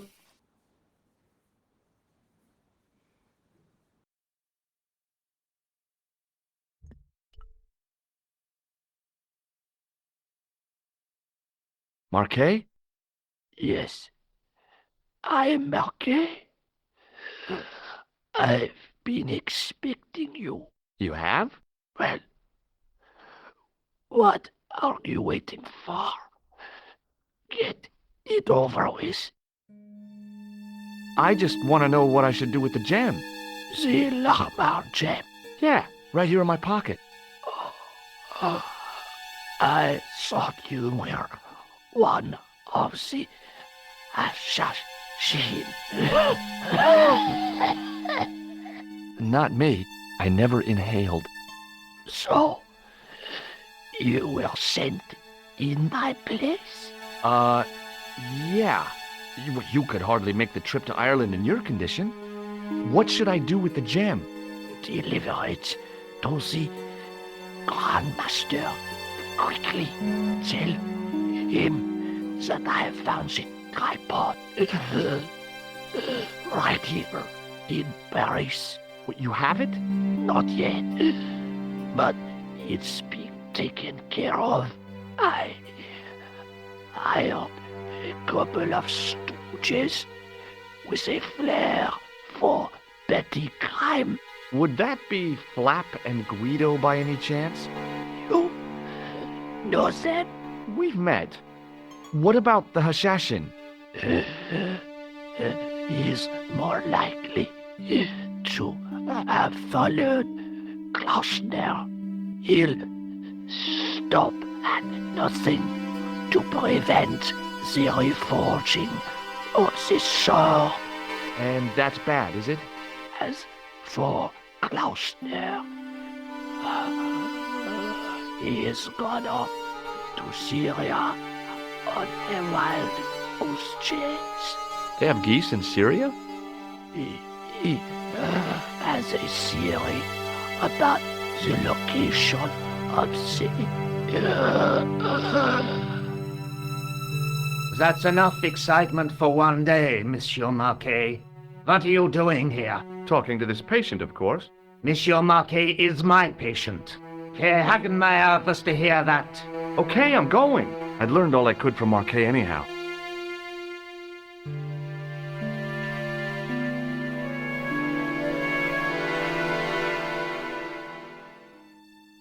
There you are, sir.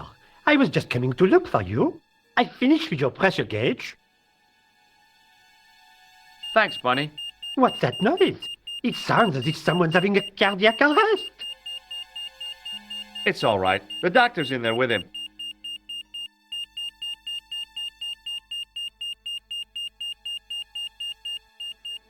Are you sure he was a doctor? Oui, monsieur. He showed me his ID. It was Dr. Braille. There's no Dr. Braille working here. He's an imposter. The door's locked. Help me, officer.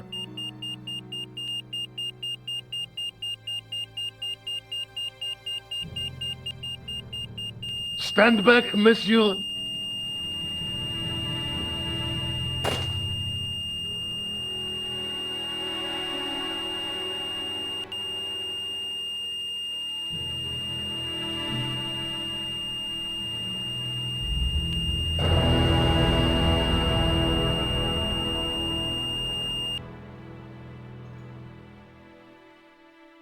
I found Jacques Marquet. Did he talk? Yeah, he talked. For the very last time. He's dead. Yeah, killed in cold blood by a bogus doctor. That's despicable. What kind of guy would pass himself off as a doctor and take advantage of a dying man? Was it Khan? No, I don't know who he was, but it certainly wasn't Khan. He got away, out the window. I guess I'd better go back and talk to that weirdo. Which one, Rosso or Sergeant Mou? Oh, were you referring to Andre? I'll let you work it out.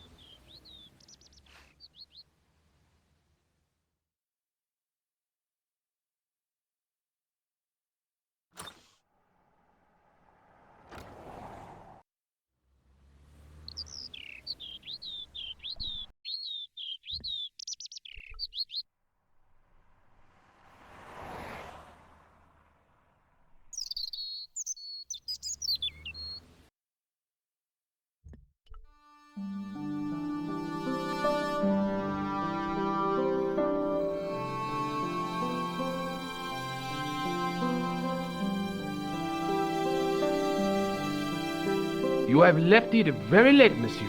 Late for what? Anything? I am closing the museum soon. You wouldn't like to get locked in. I can tell you, not in this gallery. Why not? It is haunted, monsieur. You don't believe in ghosts, surely. Oh, yes, I do. 7 years ago, a lad managed to hide in here. He'd made a bet with his friends, I suppose. When I found him in the morning, he was cold as ice and stiff as a board. Well, what was the cause of death? They said it was a brain tumor, but on his face was a look of stark, desperate terror such as I have never seen before.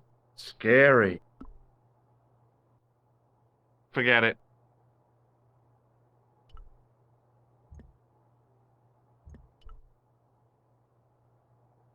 The rod turned smoothly, and the window above me opened.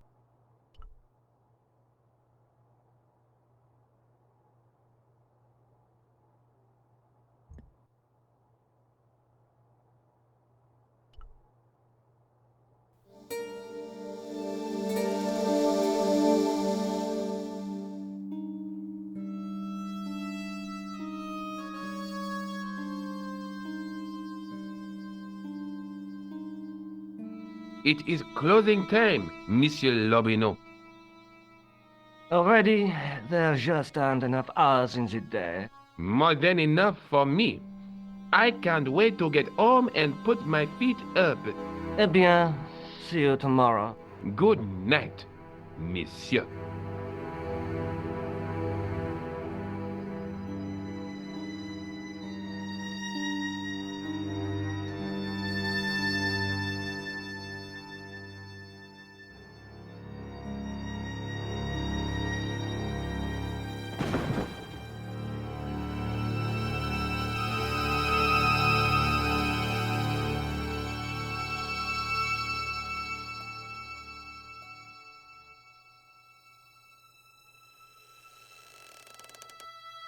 Hey, Guido! Look at this!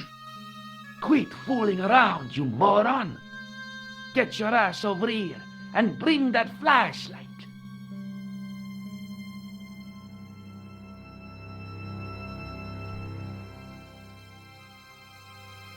What the...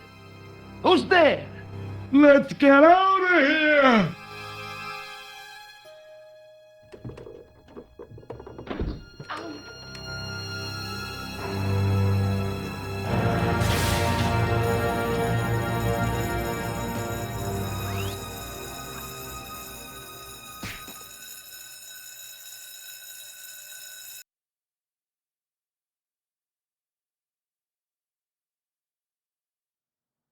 And when I woke up, I was at the police station. Luckily, I managed to persuade Rosso I was innocent. Poor Georges. What a mess. I bungled the whole thing. I don't think so. You made a pretty good job of distracting those two crooks. Yeah, but the killer got away with the tripod. No, he didn't. He's not the only one who can dress up in costume. You mean... it was you who stole the tripod? Oh, hell, Nico. I could have been shot. Those dogs are more likely to shoot their own feet. I just wish you'd told me your plans. We're supposed to be in this together. And how come you dressed up like a pantomime cat? Don't sulk, Georgie, please. Oh, rats. And don't call me Georgie. Oh, I really thought you'd be pleased. After all, we've got the tripod. Aren't you going to try putting the gem on the tripod? I guess so.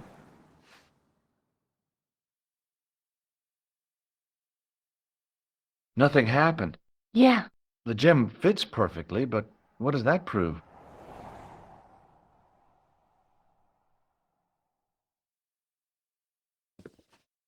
Maybe the tripod has to be in a certain location. There's nothing on the manuscript to indicate where, though, is there?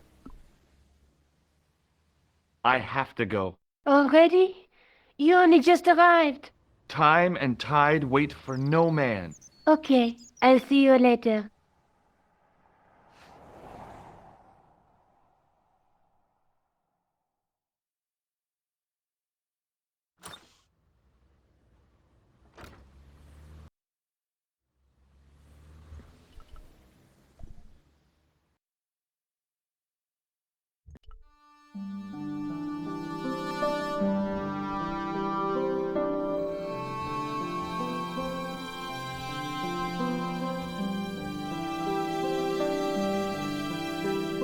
I beg your pardon.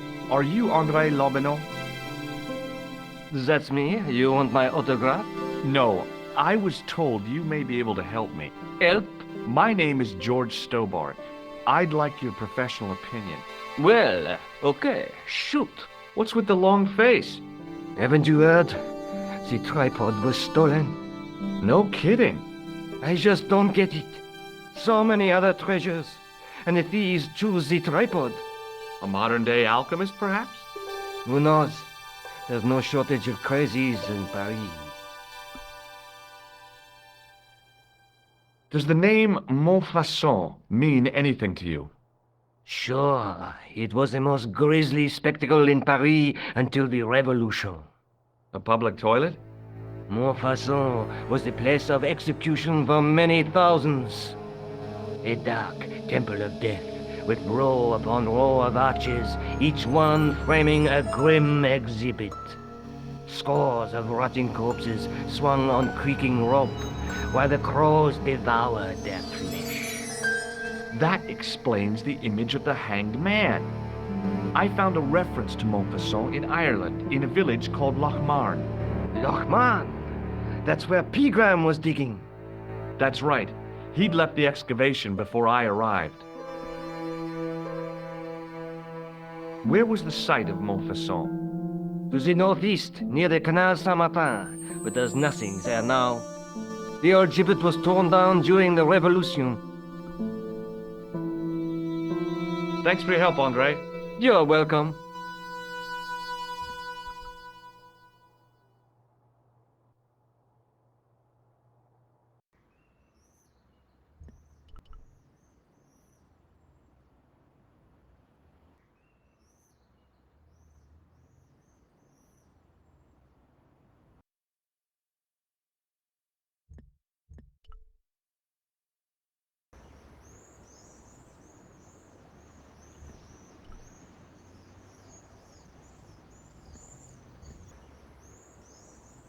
Hey, you with the ball.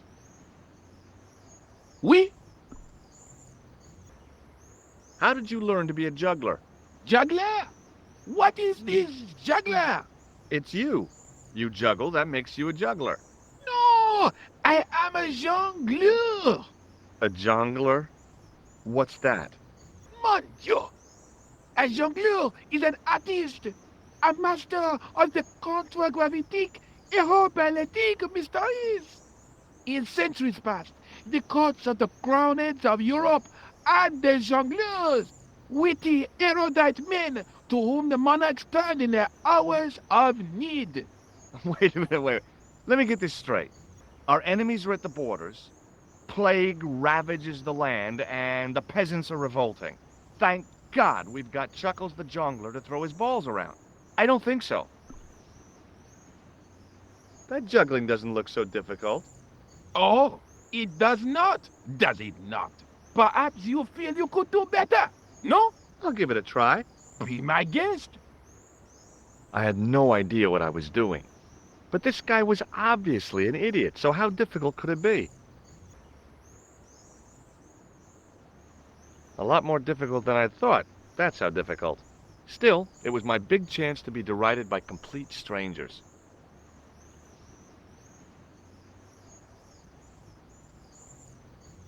Not so easy after all, is it?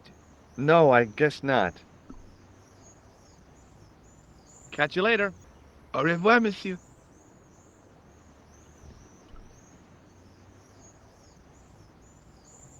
Excuse me, officer. And how may I help you? Does this red nose mean anything to you? Ah, you are a clown. Do I look like a clown? No, although you juggle like one. Now, if I'd known you were a clown, it would have been amusing. And not a humiliation for you. What do you mean? Whoever heard of a plain-clothes clown? He had a point. So you're saying that if I juggle badly with a red nose, I'd be the king of comedy. But if I juggle badly without it... You look like a pathetic loon. Oui, monsieur, you have it. I'll see you around. Oui, monsieur. I'll be there. Hi again. Oui? What is it this time? I'd like to have another try at juggling, please. You have gone on a crash course, perhaps? No, I just had an insight into presentation. Huh? Allow me to demonstrate. The balls, please. If you insist on completing your humiliation, monsieur. Okay, now for my secret weapon.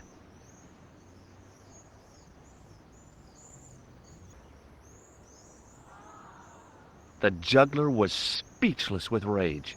You could have mistaken him for a mime. And without a word, he collected his balls and left in a fury.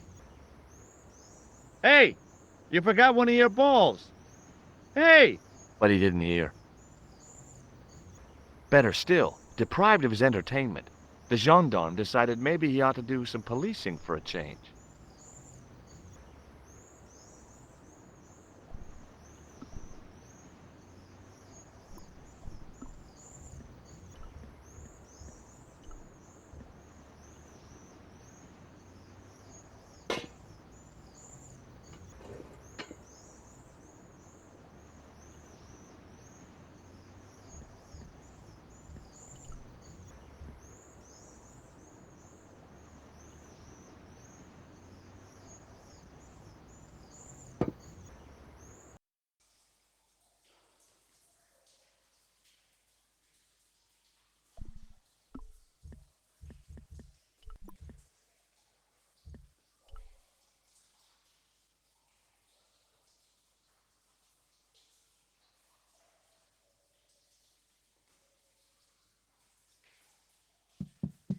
Hey!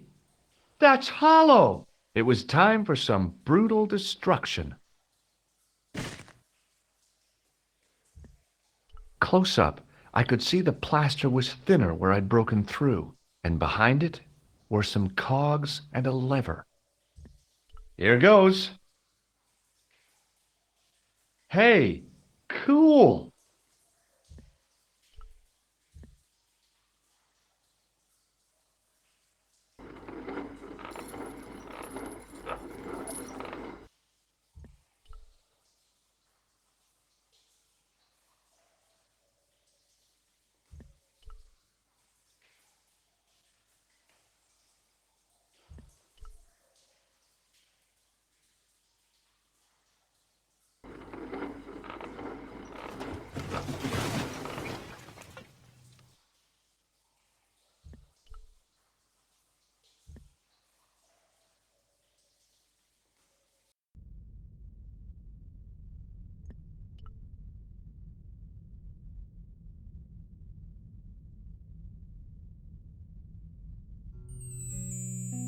In the beginning was the end. An end wrought by our enemies began our darkness. In the end will be a beginning. An end to our enemies heralds our new day. Report. The military establishments are in flux. The end of the Cold War has left them with no clear goal and as obvious targets for budgetary cuts. We have successfully promoted a sense of betrayal in the upper echelons. They feel that the politicians have cast them adrift. The pattern is emerging. Our time is now. Good. Mademoiselle? Governments are giving the corporations more respect than their own citizens. A groundswell of dissatisfaction and dissidence is growing. The corporations are becoming too large and complex for their own executives to control them. A blind belief in market forces is accelerating this trend the world over. The pattern is emerging. Our time is now. The global population's belief in those that govern it has never been lower. We have inculcated a sense of immediacy and action over forethought and planning in all the major governments. They are acting on hasty decisions that cannot be completed or revoked without appearing foolish. The pattern is emerging. Our time is now. Excellent. The tired old governments are dying a slow death from their own incompetence and our machinations. The millennium is almost upon us, and everything is in place for the rise of our new order.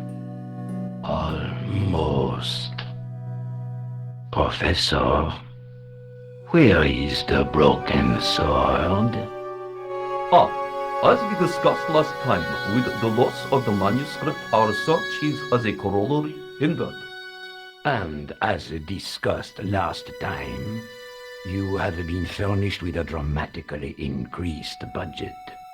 What have you been doing with our money, Professor? We are working on the principle that the Templars, that is to say, our predecessors, Hold on. These are the Templars? must have left a trail when they were hiding the clues to the sword of Baphomet's location. I have a small army of historians and archaeologists ferreting out that trail. I trust these historians and archaeologists are more trustworthy than your friend Pegram. Pegram was loyal. He tried to protect the Lochmarne gem when the Hashashin came near. And failed. And don't call that Syrian maniac the Hashashin. He's an assassin. Plain and simple. That's not what he believes. He actually thinks. Silence! Do I have to remind you that we have a sacred duty? A trust? When Philippe attempted to destroy the Order, we lost the sword and our power with it. Now we have the opportunity to reforge it. But time is short. We need results, not petty bickering, not excuses. Now, Professor Baphomet. Yes, of course. My apologies. We will find Baphomet and the sword, manuscript or no. We have already found another element actually within Paris. Excellent. What is it? Well, we're not exactly sure at present. Ha! But I have my best people working on it. You would do well not to criticize others, Eklund. At least I have not murdered one of our own. Of course. That guy was the bogus doctor in the hospital. Marquet was a liability. Eklund dealt with him on my orders. I beg your pardon, Grandmaster. I did not mean to. Have you any good news for us, Professor? We already know 3 of the elements. We know that Klausner had obtained the lens before he vanished. Where was he? Syria.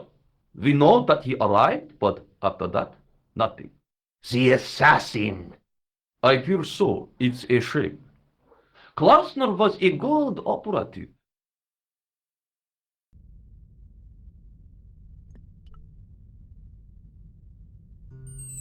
This will be our last meeting in person until we locate the sword of Baphomet. I hope that I don't need to emphasize the importance of finding it.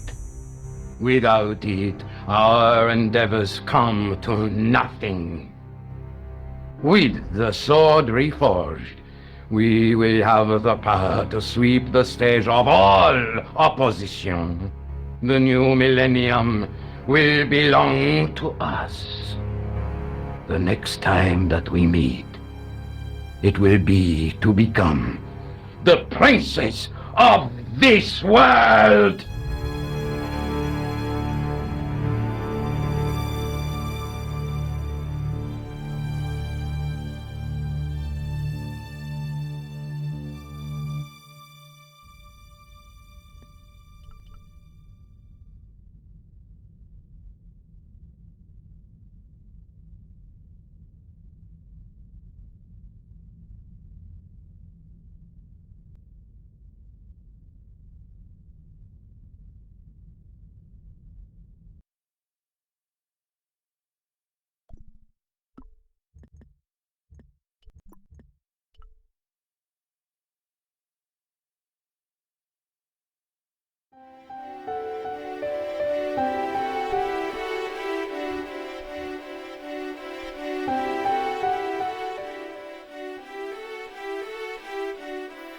The light, falling from above, struck the gem and scattered in 5 neat rays, and each ray picked out a letter.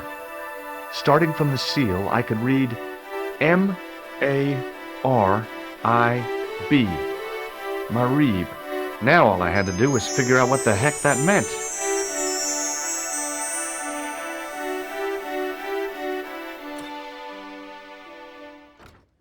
Nico, I've seen them. Who? The Templars. I spied on their meeting in the catacombs. And you saw the Knight Templar? I saw a bunch of guys masquerading as Templars.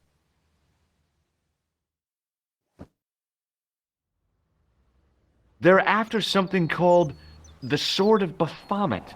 The bogus doctor was there, the guy who killed Marquet. The manuscript is the key, just as we thought. It shows the way to the Broken Sword, whatever that is. And how does the assassin fit into all this? He's out to stop them. These Neo-Templars, they're men and women in influential positions. Don't you see? Plantar was one of them. The assassin killed him for the manuscript, to stop them finding the sword. But now we have got the manuscript. Yes. So, how does he hope to find the sword? I don't know. They said something about a lens and a guy called Klausner who's gone to Syria, but they didn't seem to realize the significance of the very site of their meeting. You see, after they'd gone, I discovered a stone pedestal and a carved inscription. I set up the gem on the tripod, directly below a beam of light. The gem split the beam and lit the letters M-A-R-I-B.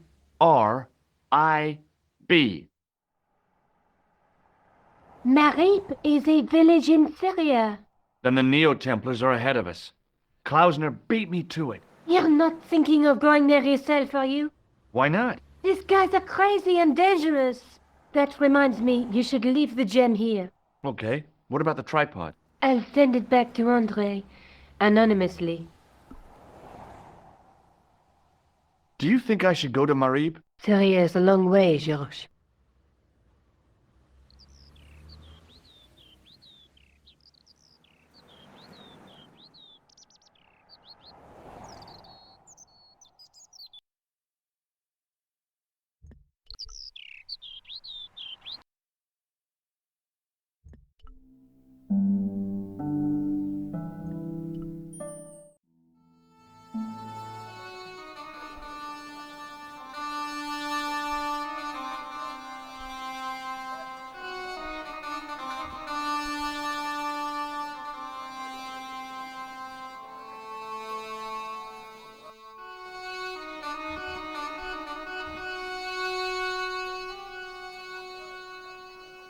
Hi. Hello, sir. Lovely carpet. Does this matchbook mean anything to you? Ah! Give to me! Give to me! Allah mut!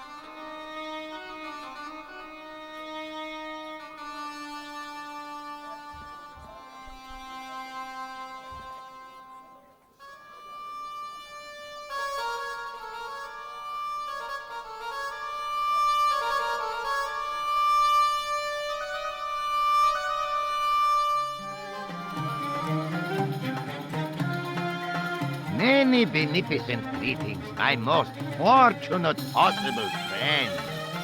Huh? Do I know you, mister? No, no, and again I say, no.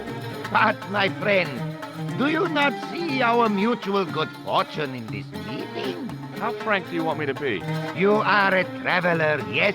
Boy, you must be the world's greatest detective. No, I am told that is Sherlock Holmes of the big forehead and slipper full of shag. I, as contrast, am world's greatest luxury taxi driver. I can see where this is going. I am Ultar, taxi driver and luxury guide per excellence, yes. This I had to hear. Where does your heart desire to go? Simply mention the name to your obedient servant and we shall fly there, swift as the eagle. Oh, well, I don't really want to leave Marib yet, but I'm sure that if I do, you'll be the first to know. Is good. You know where you want to go. You come to Ultar. Thanks. See you around, Ultar. Be having a pleasant day, full of shining experiences and happiness, my friend. Hello again, Ultar. Great hellos, munificent foreigner, and possible future client. Well, you never know. Would you mind talking to me? It's most agreeable. This is how Ultar learns such splendid English, yes? Yes. Have you seen this man before? Oh, most certainly. Was here only yesterday. Here? Yesterday? My God, he's close. Yes, he was asking a lot of questions, just like you. What did he ask about? He asked about American called Stoby. Stobart? Yes, Stobart. You know him. The killer knew my name. What else did he ask about? He asked about German man called Klopner. I tried to remember the name of the man the conspiracy had lost in Syria. Was his name Klausner? Sure, that is what Ultar said. Klausner. I told this man in the picture. Klausner wanted to go up to Bull's Head. Hold on. He wanted to go where? Bull's Head. Big hill, 10 miles out of town. Maybe 60. When was that? Oh, maybe a week ago. What can you tell me about this Bull's Head Hill? It's most magnificent. Lovely views. Worth visiting. Yes, by indeedity. How do I get there? No. Let me guess. You need fine luxury guide to take you there in air-conditioned taxi. Woe is me. Where can I find such a guide? And Ultar is most luxurious guide for most literally some way, in any direction. Gee willikers, lucky old me. Are you desirous of my pleasant and luxuriant service? All right, let's go. First, I regret the formalities. A trip to the Bull's Head. 50 Yankee dollars, please. $50? I don't have $50. Oh, most unhappy event. Ultar then sorry, but he cannot take you on ride of lifetime. Hold on, Ultar. Is there nothing I could barter with you? Word that it was so, beloved friend. But my taxi needs gas, and its muffler needs the muffler doctor. Trading for these things is not possible. My heart weeps for the injustice, but it's box or zip, or unfortunate American. See you around, Ultar. Fare you most splendid, good sir.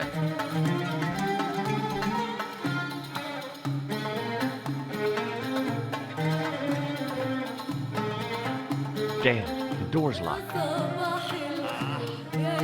I'm sorry? Did you say something? He say you not to go in toilet. Read sign, matey. Matey? It lose something in translation. By staring hard at the notice and squinting, I discovered I couldn't understand a word of it.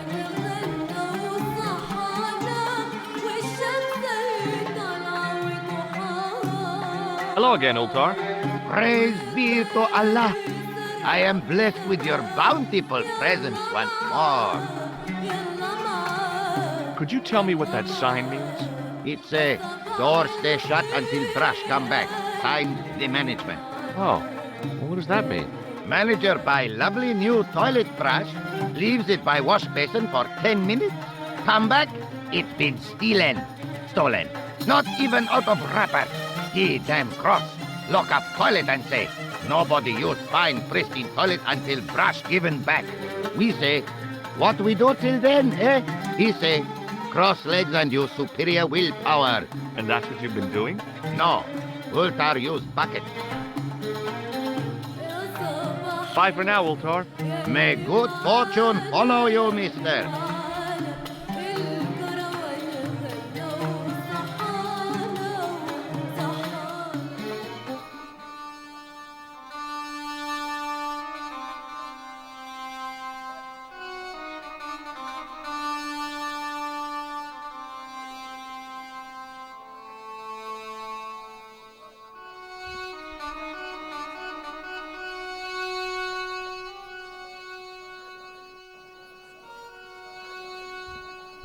Suddenly, I realized the horrific truth. The guy was basting the kebabs with a toilet brush. It may never have seen the inside of a toilet bowl, but it was still hardly appetizing. Hi, what's your name, sir? Hello, you buy kebab. Most good. Well, goodbye. Have a nice day. Most good.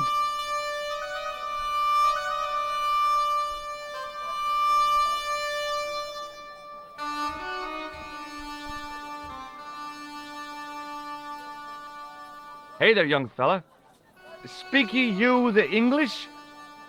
Speak you the Anglais? Parlez-vous anglais? Yes, si, and indeed oui, and rather better than you by the sound of it. My name is Nico. Welcome to my grand emporium of quality merchandise.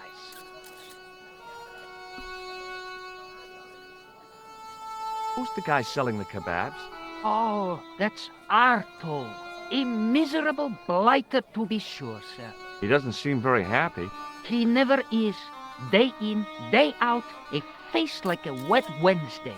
Whatever one of those is. Does he speak any English? Not cogently, no. Look, this is going to sound a bit strange, but I need Arto's brush. What? The brush he bastes the kebabs with? Yes. Let me find some dirty postcards for you instead. Nijo, this is serious. Arto stole that brush he's using from a friend, and I want to get it back. Perhaps I could help you, old chap. Maybe? Perhaps? Maybe what? Perhaps what? I do not wish to seem mercenary, sir, but I am a merchant, and merchants trade. Merchant? This isn't Sears and Roebuck here. Well, if you're going to be disagreeable... No, you're right. What would you like? What have you got?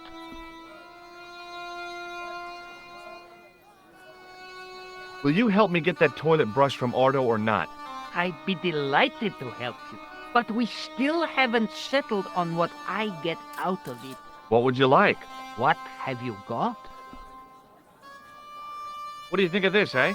Oh, sir, what a splendid plaything. One day, when I am rich, I am going to build a world-renowned collection of brightly colored balls. Are you serious? In deadly earnest. People will come from far and wide to see my Yes? collection. The Rockefellers and the Gettys can keep their hordes of so-called fine art. But answer me this. What good is a Picasso, I ask you, if you cannot bounce it off a wall? You may have a point. Sir, for such a marvelous thing, I would gladly help you. I thought merchants were supposed to be wily and never reveal what they really want. Bah! I say to mercantile greed, I have the soul of the aesthete, and I desire that red bouncy thing beyond reason. Do you understand? Not really. If I give you the... I've already told you. I'll help you if you give me the ball. What's it to be? All right, here you go. People say bad things about Americans, but you're okay in my book. What people? What bad things? Never mind that now. Remember the brush? Right, yes, the brush. All you have to do with Arto is be polite. It lightens his day, makes it all worthwhile for him again. How can I be polite to the guy when I can't speak a word of Syrian? Arabic. That's what I meant. Simply memorize this phrase. Il-Akh il-Kalb. Il-Akh il-Kalb. Close enough. Now, go over to Arto and deliver those honeyed words even unto his delicate ear. He won't be able to do enough for you. Really? Really. So long, Nijo. Poodle pip, sir.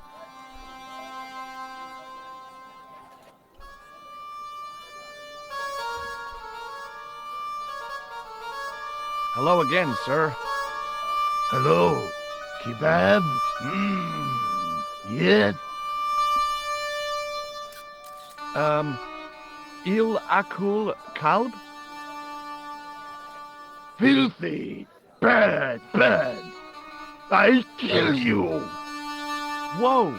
Calm down! I just... Feet, do your thing.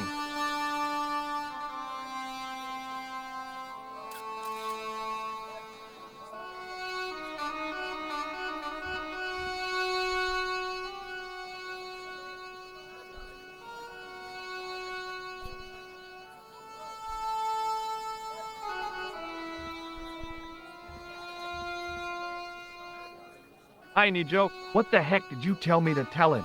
Patience, sir. Patience? Patience? I've been chased by a homicidal kebab seller, and you expect me to be patient? But consider, sir, while you were running from the irate Arto wasn't using the brush. Hold on. Are you telling me that I've been used as a diversionary tactic? Your brush, sir. I can't believe that you put me on that kebab seller's death list for a toilet brush. The ends justified the means, sir. Yeah, but I noticed it wasn't your butt that was on the line, though. They also serve who only stand and wait, sir. Oh, spare me. Oh, it's okay. Nothing.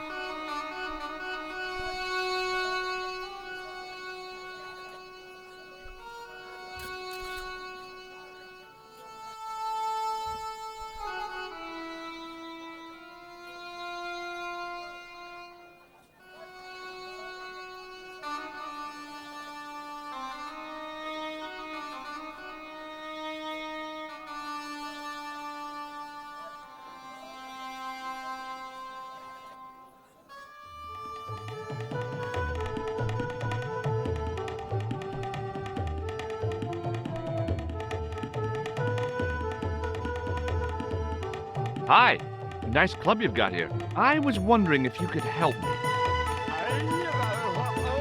What? I mean, I beg your pardon? I'm sorry, but I don't understand. No surprise there, all righty. He says sorry, but he not speak English. But he didn't say anything. He not have tongue. No tongue? What happened? It was bet. And he lost. He won. You should see other chappie. Oh, yes. Here's your brush, sir. It wasn't easy getting it back.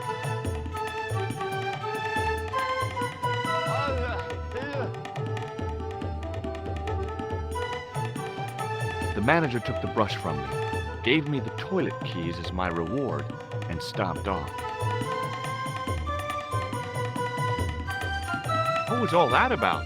Manager, he say, bah, look at state of this. Need much cleaning and detergent before go around my, you bend. He said all that? Body language account for much, you know. Oh, yes, indeedy.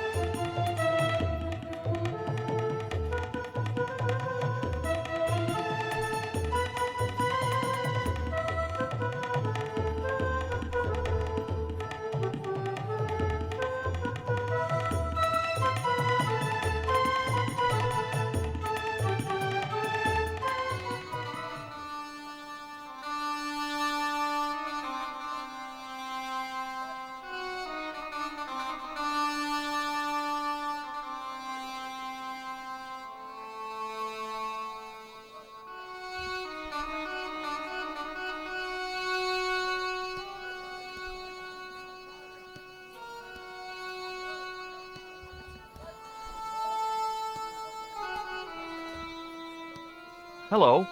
I was wondering whether you could help me. Why, hi there, handsome. What can I do for you? Hi, my name's George. I was just... Well, it certainly is delightful to meet you, George. I was My name's Mrs. Henderson, but you can call me Pearl, I'm sure. Okay, Pearl. I was... So nice to meet a friendly American face so far from home. Pearl? Yes, dear? I was just wondering if you could help me. Why, sure, precious.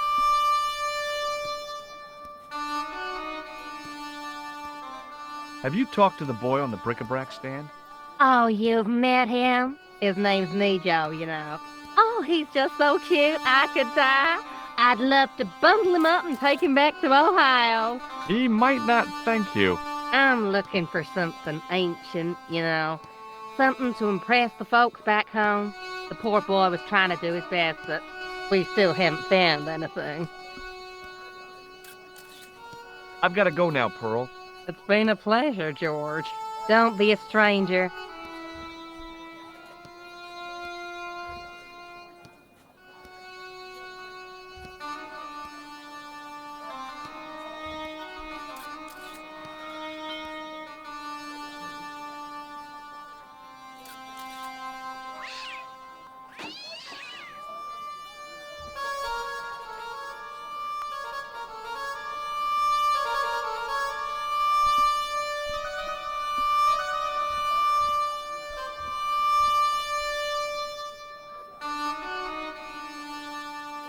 The plaster seemed to soak up the grease paint until it began to look like stone. Hi, I was wondering whether you could help me. Why, sure, son. Always got time for a fellow American. The name's Henderson. Dwayne Henderson. Pleased to meet you, Mr. Henderson. Hell, boy, I'm not in the office. Call me Dwayne. Oh, okay. Dwayne? My name's George Stobart. What do you think of this? Good gravy. Looks old. Yeah, I had to turn this town upside down. Boy, your luck's better than ours. Looks Roman. I wouldn't know. What'll they say back home? How much do you want, George? Oh, I couldn't. It's the find of a lifetime. I mean... $50. Take it or leave it. I'll take it. Here you go. And here you go.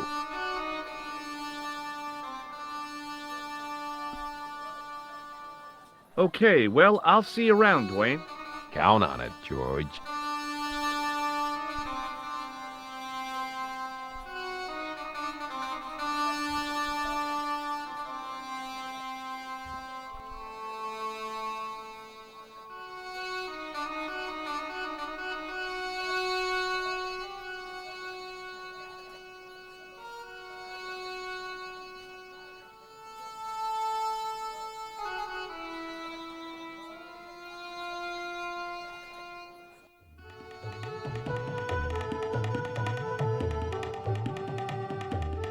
Hello again, Ultar.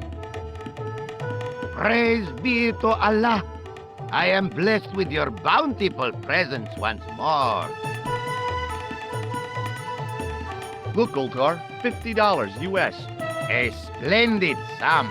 Exactly sufficient for an exciting air-conditioned trip to the Bull's Head. What say you, oh adventurous one? Okay, it's a deal. Here's the cash. Ah, most splendid. As you say, the cash price moolah is correct. Mister, we make with haste. Where exactly is your taxi? Because the only vehicle I can see around here is an aging army surplus truck. Yes? Ah, okay. I'll be along in a minute.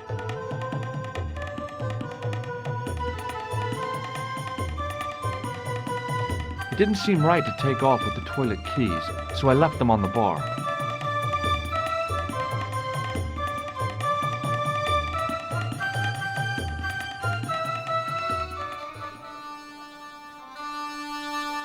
Hello again, Ultar. His most splendid and adventurous client. That's your taxi? Oh, yes, most assuredly. Most entirely splendid taxi in all Marib. It looks like an old army truck to me. Bah! You Americans with your checkerboard caps and your Judd Hershes. You have lost sight of what a taxi should truly be. About 4 tons by the look of it. There, you have hit the nail in the nutshell. Okay already, let's go.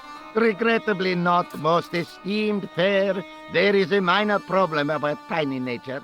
The fan belt has taken it upon itself to break. So, what are you gonna do? What can I do? I must wait for a ride to the garage for a replacement. How long is that gonna take? 1 day, maybe 6. I can't wait that long. We gotta get moving. But how, my friend? I'll think of something. Is this any use to you? My friend, the very thing, yes.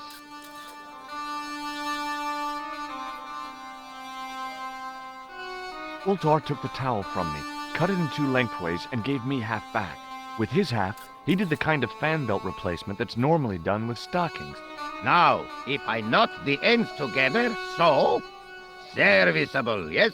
Very serviceable indeed. Stockings might work on a Bentley, but on a truck, the coarse toweling did the job nicely. Come along, my friend. You want to see the bull's head? Yes?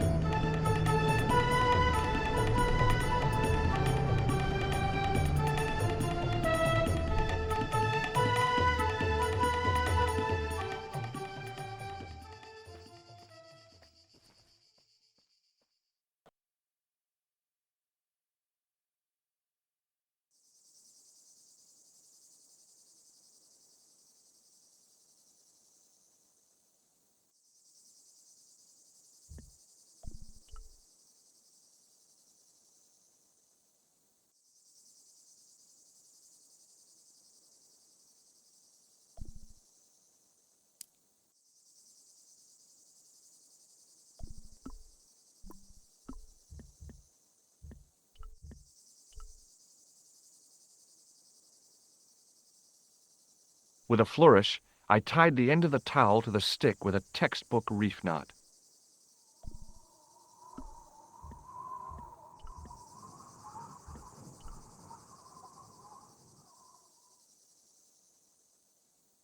I could see that crack would make a good anchor point.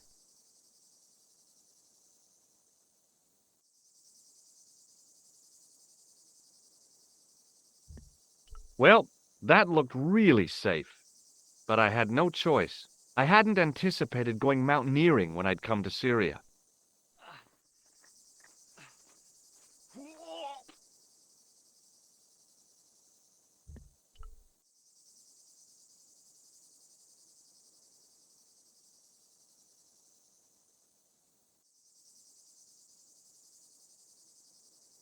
I didn't like the idea of putting my hand in there. But there was something in there. A metal ring, as wide as my hand. I took a firm hold of the ring and pulled.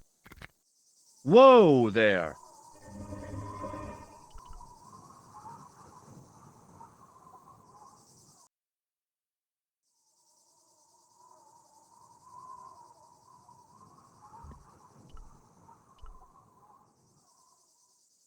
Around the corner, I found the corpse. Oh my God. Klausner? Large as life and twice as dead. I'd hardly had time to accept the fact when I heard the door mechanism start up again. Oh man, no! The door had slammed shut, trapping me. I had a bad feeling about how Klausner had died. Okay, all right. I've done more fun things in my life than searching a corpse. But as my life expectancy wasn't great, I figured I should try every new challenge that came my way. Hey, what's this? I'd found some kind of lens, a very old lens made from a very hard glass. That settled it. The knight on the manuscript had been holding a lens the whole time, not a crystal ball.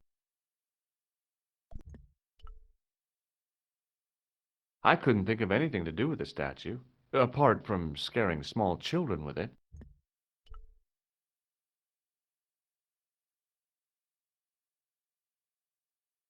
I couldn't take the inscription with me, and I didn't have a notebook or a camera to record it.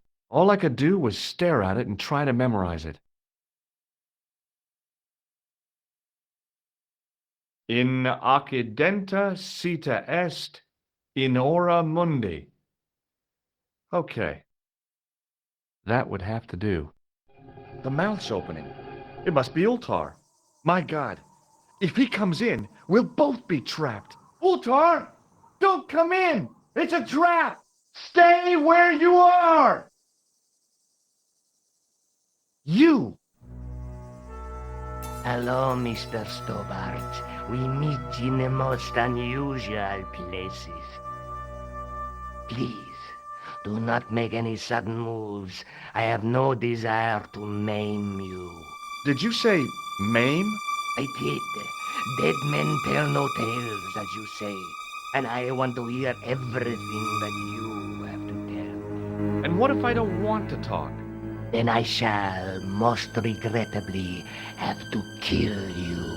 Rest assured, however, that I am an excellent shot you would not suffer. Oh, that's good. Believe me, I'm really assured. It is rather dark in here. I think we should conduct our business outside. Why should I make myself an easier target? If I fire at you, Mr. Stobart, I shall hit you even in here. But, unfortunately, my marksmanship will suffer. It could be the difference between hitting you in the leg or the groin. Boy, it sure is hot in here. No sudden moves, Mr. Stobart.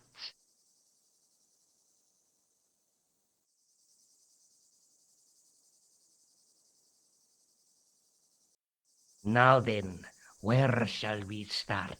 How about being bosom buddies and you putting that gun away? Klausner, do you know where he is?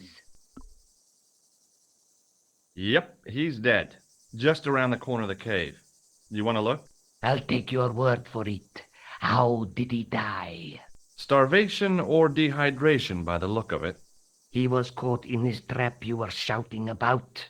Yes, I suspected as much. The Templars were not ones to give away their secrets lightly. Was he carrying anything of importance? Yeah, he was carrying some sort of lens. I've got it with me. Give it to me. I don't think so. Don't be a fool, Mr. Stobart. If I give it to you, what's to stop you killing me? What is to stop me killing you anyway? You might hit the lens. Not if I shoot you in the head. When I fall, the lens might get broken. Yes.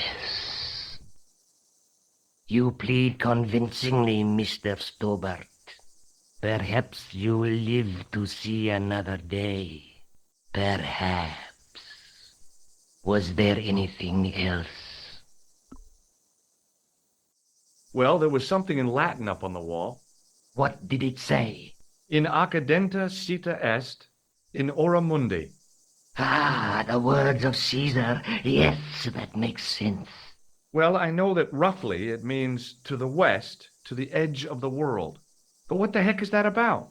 It tells me where the sword of Baphomet lies. Mr. Stobart, I am sure that you are just what you appear to be. A gifted amateur. Thanks, I think. But I can no longer tolerate your interference. There is far more at stake than you realize. I cannot risk you inadvertently helping my enemies. So what are you going to do? I regret that we must end this here and now. What exactly do you mean? I am a professional.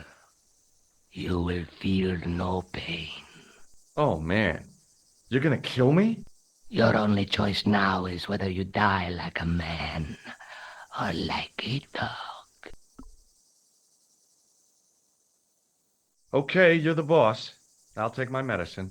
You are an honorable man, Mr. Stobart. A rare breed. I should like to shake your hand. Yeah. Well, What the heck? It was a long way down. Below, I could see Ultar's truck.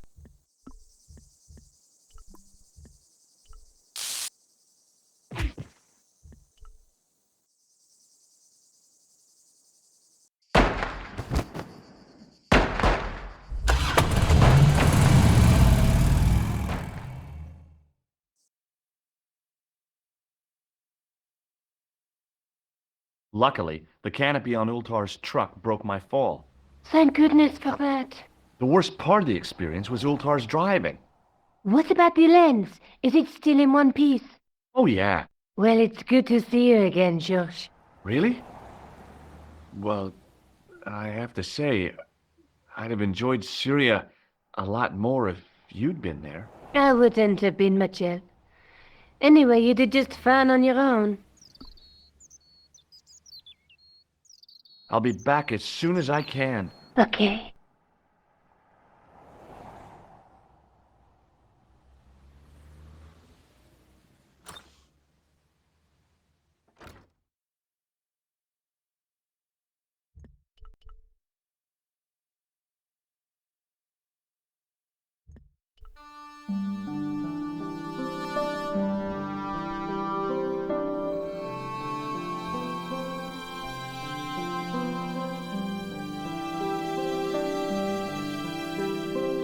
Hi, Andre.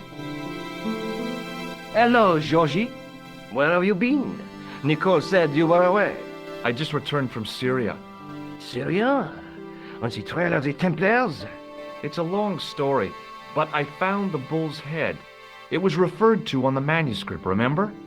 Yes. What is it? A secret cave built into a high cliff face. In the cave, I discovered a map bearing a phrase in Latin. In accidenta cita est in hora mundi. The island of Britain. Lies at the edge of the world, to the west. Strange. That map seems to contain a series of pointers. Like I said, it's a treasure map. I'd like your opinion on a medieval manuscript. Vraiment? Do you have it with you? No, it's too fragile. And besides, there are certain people who'd stop at nothing to get their hands on it. Intriguing. Do you have a copy of the text? There isn't much, only a few Latin phrases. I was kind of hoping you'd help decipher the pictures. Without seeing the manuscript, that's a tall order. Just tell me one thing. What does the image of two men riding on the same horse suggest to you? The Knights Templar. Does the Templar seal appear on this manuscript? I'd love to see that for myself. The manuscript is being looked after by a friend. In Paris? Yeah. Not far from here, in fact. Well, just give me the address and I'll come round and take a look. I'm not so sure about that. Maybe I should check with her first. A female friend? Yeah, she's a woman. Maybe it was my imagination, but I noticed a predatory look in his eye. Suddenly, this friendly historian had turned into the big bad wolf. This friend who has the manuscript? Oui, the anonymous girlfriend. She lives at 361 Rue Jarry. Ah, I know it well. I'll drop by. Just as soon as I can. Thanks for your help, Andre. You're welcome.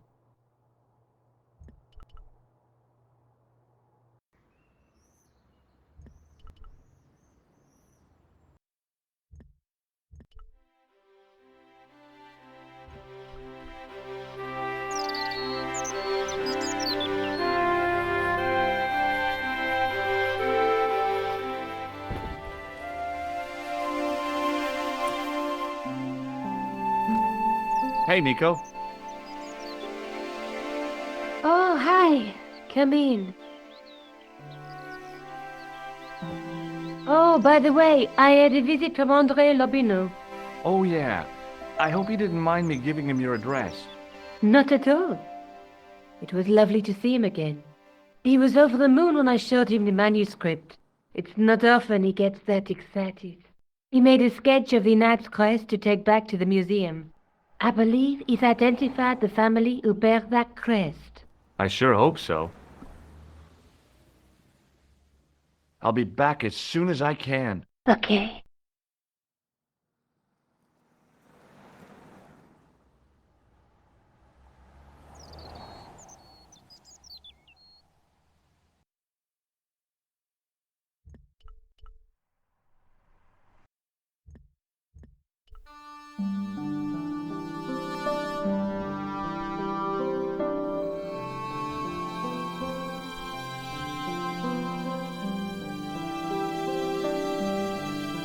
Hi, Andre. Hello, Georgie. Hey, I visited Nico's apartment. Yeah, she told me you came by. Ooh, quite a fine Georgie boy. I didn't expect anything quite so sexy. I hope you're referring to the manuscript. Oui, of course. What did you make of the manuscript? It dates from the time of the Crusades. We guessed that from the Templar seal. It's a story and pictures like a modern-day comic book. What story does the manuscript tell? I don't know. It was probably produced for the tourist market.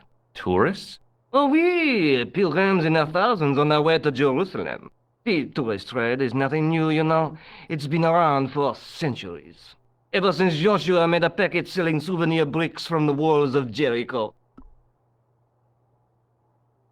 Have you deciphered any of the images on the manuscript? There's very little I can be sure about. The slang of the bull could be a reference to Mithras. Who's he? A Persian god, almost as popular as Christ at one time. The only thing I can be sure of is the knight. He's Spanish. How can you tell that? The writing on the shield, the reference to Ave Maria. No self-respecting knight from Northern Europe would have borne a coat of arms like that. Can you identify the knight's coat of arms? I already did, Georgie. He's a member of the Vasconcellos family from the Costa Calida. Were they famous? No, they're not mentioned after the 15th century. Oh. The spotlight of history moved on. They're probably long dead. Thanks for your help, Andre. You're welcome.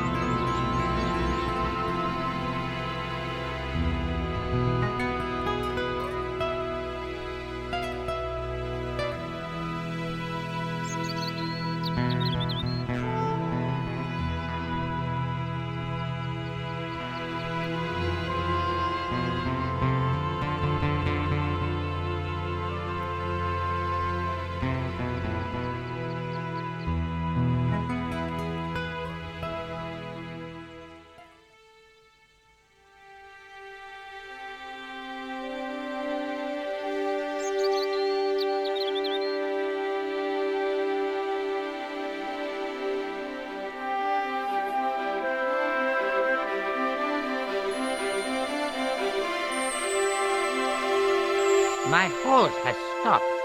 Yeah? See, my horse never stops. Well, I'm sorry to hear it. It's always sad when an old tradition comes to an end.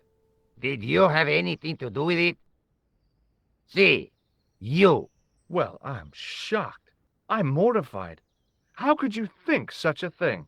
Very easily, senor. Very easily. I'm going to find out why my horse has stopped. And that means going into the house. You are not, absolutely not, to go in the house. If you do go in the house, I will set the dogs on you.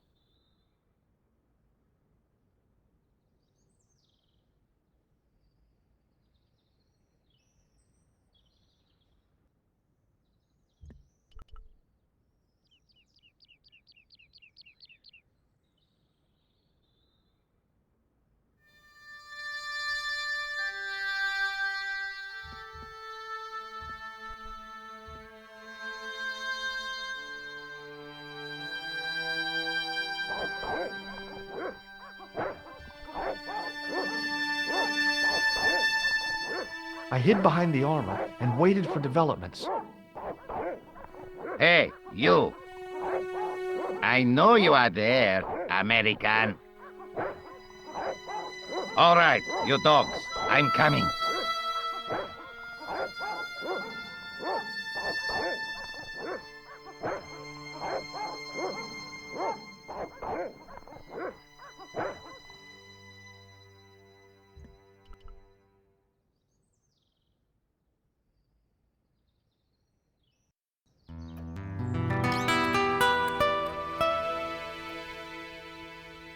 Madre Dios, who are you? My name's George Stobart. I'm sorry to burst in like this. You must leave at once. You're not wanted here. Please, if you'd just listen a minute. Very well. State your business, Senor Stobart. There's been a series of murders, part of some conspiracy. Anyway, the trail led me here. Here? There is nothing for the outside world here. Over 600 years ago there was. What do you mean? This whole thing ties in somehow with the Knights Templar. The Knights Templar are dust. They had a secret that was so important, they went to a lot of trouble to hide it. I do not see what this has to do with my family. Your family had a strong connection with the Templars, right? I believe that they've planted some clues here. Why should I believe a complete stranger who barges into my home? Just let me have a look around. If I find nothing... You'll be spending the night at the police station. Very well. Please, sit down. Thank you.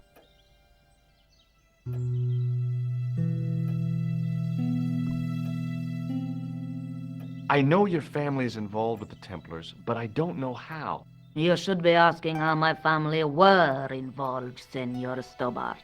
The Templars ceased to exist centuries ago. And as for the Vasconcellos, the line dies with me. I'm sorry. Don't be. Okay, whatever happened almost 700 years ago. So, if the Templars left any clues, they're going to be in stuff that dates back to the early 14th century. Obviously. So, what do you have around here that's early medieval? Early medieval. Let me think. Well, the house is relatively modern, a scant 3 centuries old. Or, of course, the chess set. That chess set is over 600 years old? It must be worth a fortune. Indeed it is. Not that I would part with it, of course. No, I wouldn't either. That's the sort of thing that gets handed down to your children. Sorry. Its value is less than you might think. The set is not complete. One of the pieces is a modern replacement. As to the original, it was lost a long time ago. Nobody has any idea where it is? No. The children had it when they were taken. Children? What children? All in good time, Senor Stobart. May I examine the chess set? Certainly. But do not move any of the pieces. Okay, thanks. Close up, the modern piece stood out like a sore thumb. There was something else odd about the set. All of the original pieces had irregular bases. My lady, I have to warn you, there's a... You! Why, I'll feed you to the dogs. Lopez, what have I told you about feeding intruders to the dogs? But, my lady... Never without my permission. Senor Stobart, if I find that you're wasting my time, you will be fed to the dogs. Now, I want to show you something interesting. Follow me.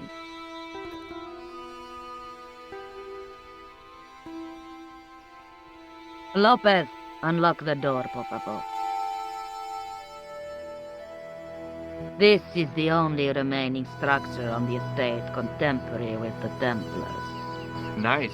What is it, a summer house? A mausoleum, Senor Stobart. Oh. Come with me. Hey, senor.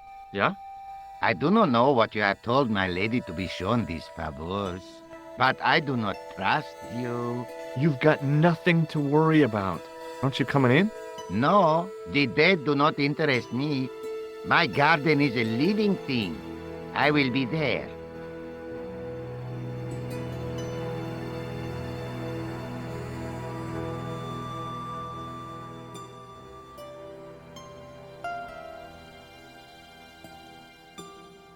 Wow, this is old. It was constructed in the 13th century as the final resting place for the Vasconcellos Templars. It's well maintained. These are my ancestors, and they deserve respect. I come here at least once a week to say a prayer for them. Mind if I have a look around?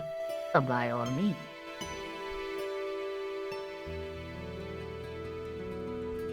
On removing the Bible, I found a pattern on the lectern top. Hey!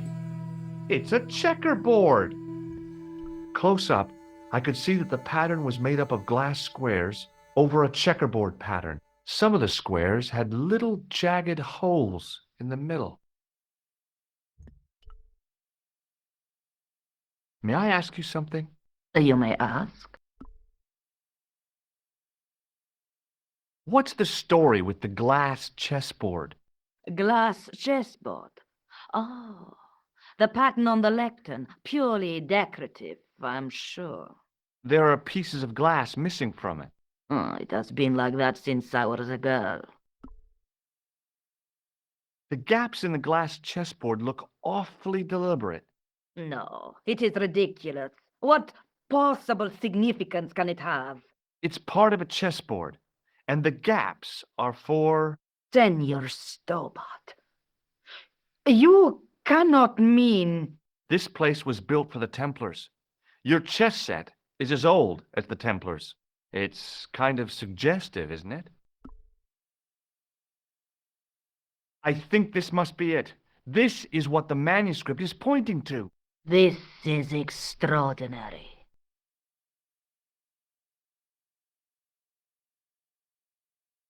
Am I to understand that the Templars left a puzzle here? And in all of this time we failed to realize that there was a puzzle? It was wonderful to watch the Countess change before my eyes. Right! Well, no time for wallowing in self-pity, eh, Senor Stobart? This mystery has had a good long run, but it ends here and now. All those years of fatalism were falling away from her. Lopez! Lopez! Put that horse down and listen! Go to the house and get my chess set! Yes! The old chess set! Oh, damn the game! Now, hurry!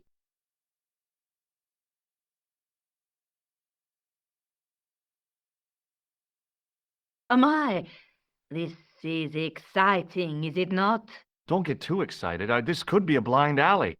Oh, I do not believe that for a moment. It's good to see you happy. Happy? You know, I think I am. You certainly know your history. What's your opinion of the Templars, Senor Stobart? The Templars? Well, they seem no worse than a lot of the knightly orders. You are mistaken. Compared to the simpering politicians of the Hospitallers or the brutish Teutonics, the Knights Templar were the embodiment of chivalry. The filthy, money-grabbing French king and his pet pope did a great wrong. A bane settled upon my family at the whim of that self-seeking tyrant. It was all a long time ago. Some things don't die. Injustice is one of them. While we're waiting, I'd really like to know what happened here. I mean, the curse and everything? It all began at the time of the dissolution of the Templars. Don Carlos had already left their ranks to become a scholar. Don Carlos, is he the guy who went missing? Si, but he had reckoned without the local bishop. Their bishop envied us our lands and determined to use the papal edict as an excuse to destroy us. Don Carlos was on one of his scholarly journeys when the Inquisition arrived. When Don Carlos returned, it was to find his loyal manservant slain and his children gone. They took the kids? But why? Oh, we will never know. The bishop denied all knowledge of the children's disappearance. But witnesses had seen his men kill the servant who had been charged to protect them. What happened to Don Carlos? He swore he'd find his children if he had to go to the edge of the world. He put on his armor and took up his sword and shield and rode out alone. He was never seen again. Lopez, you have the pieces. Si, my lady, as you asked. Por favor, Senor Stobart, would you be so kind? My lady. Calm yourself, Lopez. I believe Senor Stobart's motives are pure. Very well, my lady. My lady seems to trust you. But you don't. No, senor.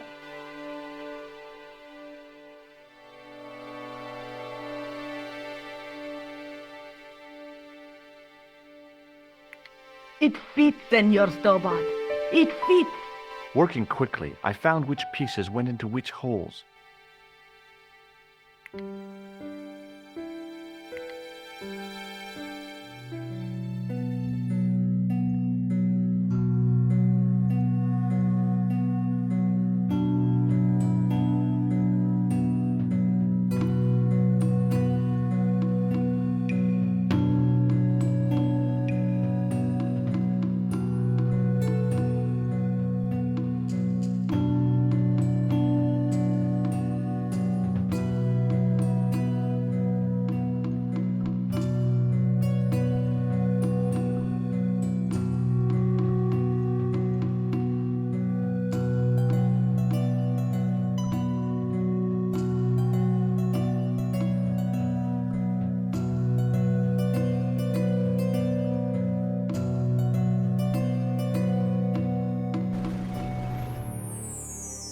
Senor Stobart, look! What is that? It's not the Holy Grail, is it? No, Senor Stobart. It is the communion chalice of the de Vasconcellos, missing for almost 700 years. Wow. Well, go on. I cannot. I can hardly believe it is real. Go ahead. Live a little. Are you sure? This is your moment of triumph, Senor Stobart. Sure, I'm sure. The possibility of death traps only occurred to me a few days later.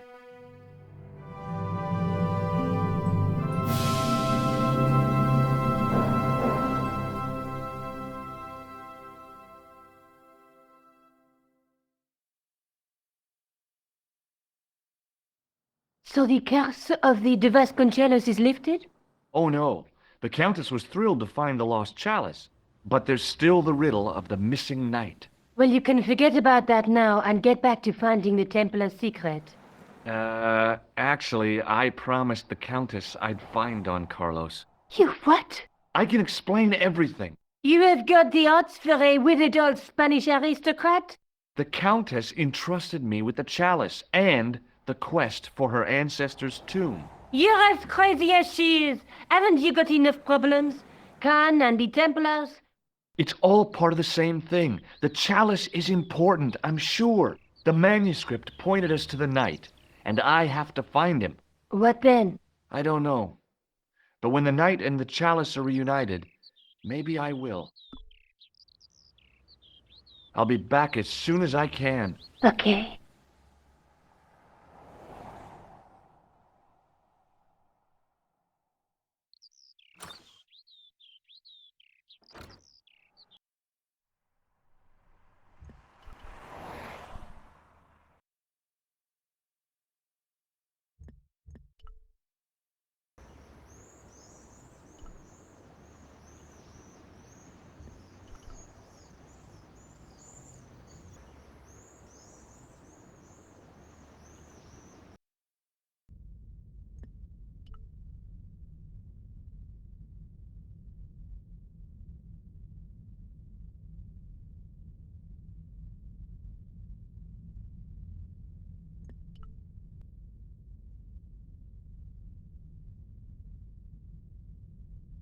A statue of a knight holding a staff and a scroll.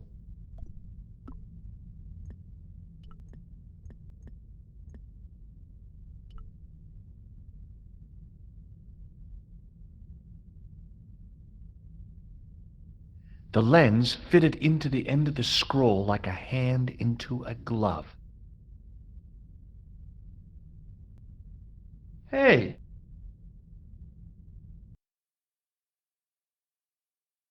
A Knight Templar burning at the stake, and a date. Let me see. MCCCXIV. That's 1314.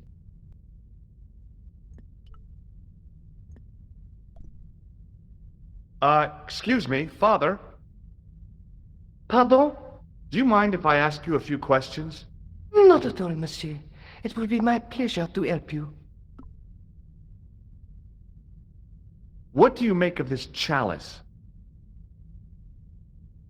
It certainly looks very old. About as old as this church, I think. There seems to be an engraving on it. Yeah? What does it say? I do not know. It is very tarnished. With your permission, I could try polishing it. I promise I will be very careful. That'd be very good of you. This shouldn't take very long. Feel free to look around. Okay, thanks. Hello again, Father. Hey, thanks. It is my pleasure, monsieur. What was the writing on the chalice? It was not writing, my mistake. It was a coat of arms. The remarkable thing is that it seems very familiar. Yeah? Oui, I think I have seen it on that wall tomb in the far corner. That winged horse is quite distinctive. Catch you later. Au revoir, monsieur.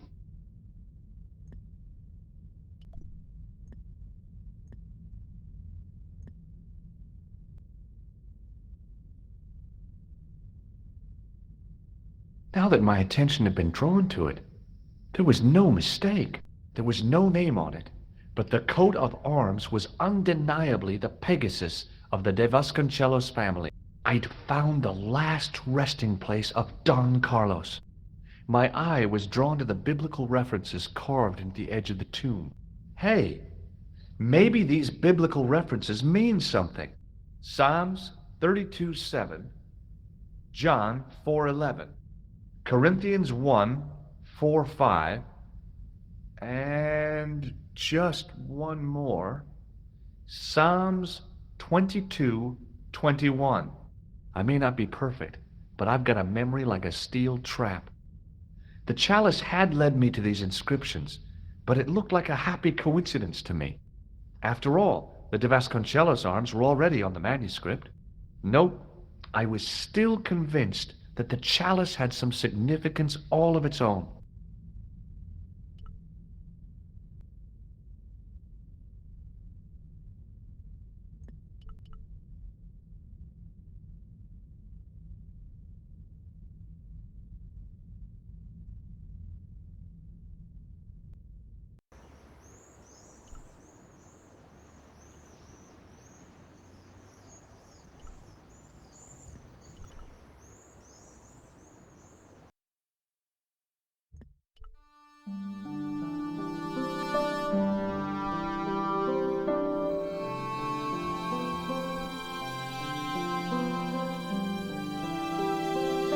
Hi, Andre.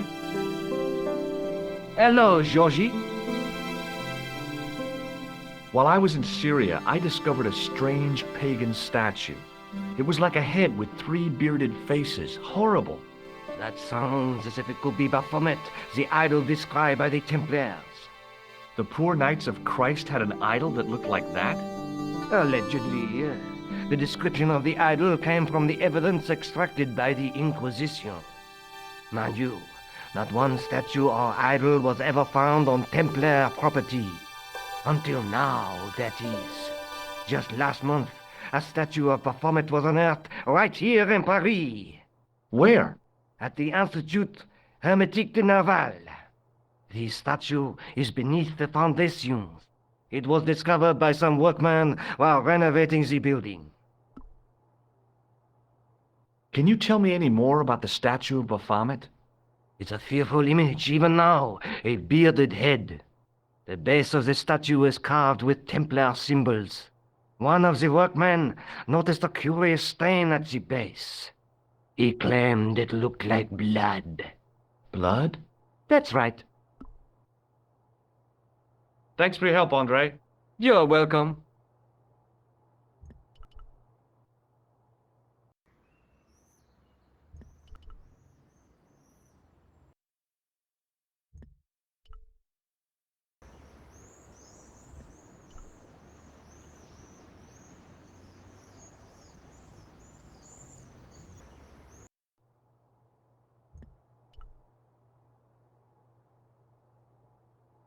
There was a closed door with toilet scratched into the cheap veneer. That door is locked, monsieur. Hi? Excuse me? Oui?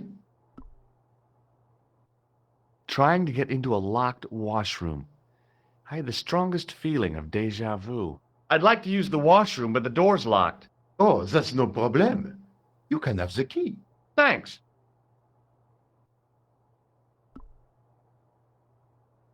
Talk to you later. Au revoir, monsieur.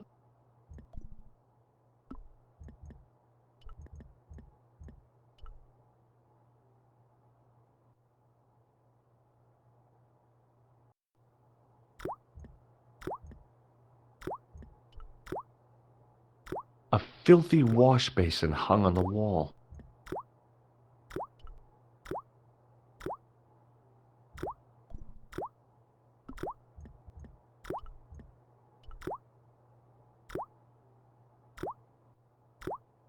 I made an impression of the big key and the cake of soap.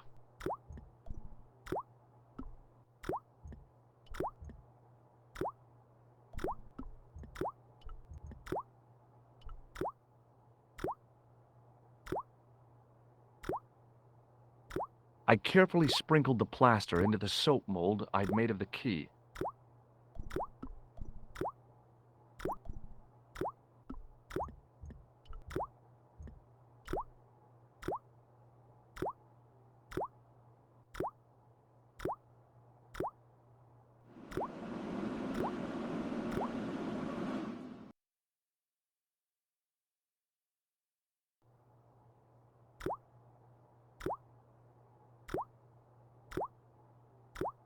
Well, it had taken a while, but I had made myself a completely unconvincing plaster key, way too fragile to use in a lock. I'd have to substitute it for the real one. Trouble was, it looked like plaster and not metal. Then again, that plaster statue in Syria hadn't looked like stone until I'd been a bit artful with it. Maybe I could improve the key as well.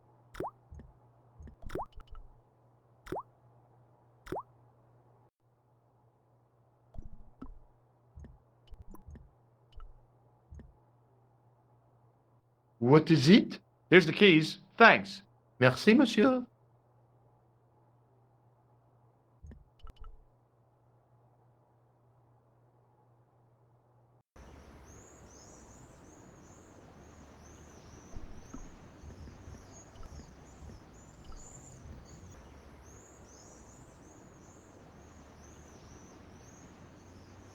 Hey, monsieur, get away from my paint pot. Okay. I should think so. Meddling with a man's paint pot. Puh.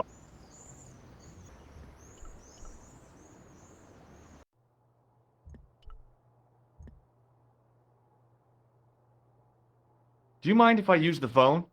Be my guest. I'm paid to guard this door. The phone can look after itself. Killer! Hi, Nico. It's me. I'm at the excavation site. Hi, Georges. What's happening? I'm at the excavation, but they won't let me in. Damn! We need to know what's in there. Don't worry. I've got a scheme. I'm going to need your help, though. Okay, what do you want me to do? I want you to keep somebody on the phone for a while. Who? A painter. I need to get at his pot. Oh, okay. Stay on the line. I'll go and get him.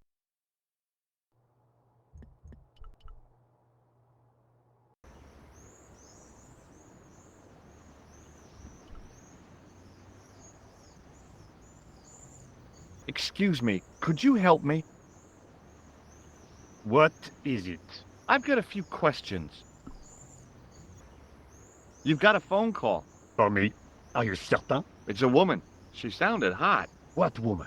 She must be mistaken, monsieur. Well, she asked for that hunk of a man with the nicotine fingers and his ass hanging out of his pants. Certainly sounds like me. Stand back. It wouldn't do to keep the lady from her hunk.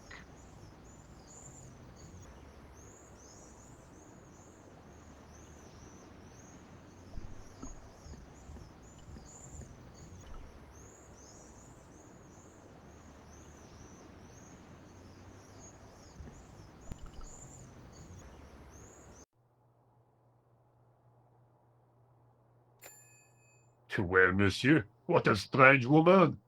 She was all over me, and then suddenly, nothing but abuse. Really? Why, abuse? Ah, well, I have a cigarette to finish. And monsieur, if she calls again, I am not available.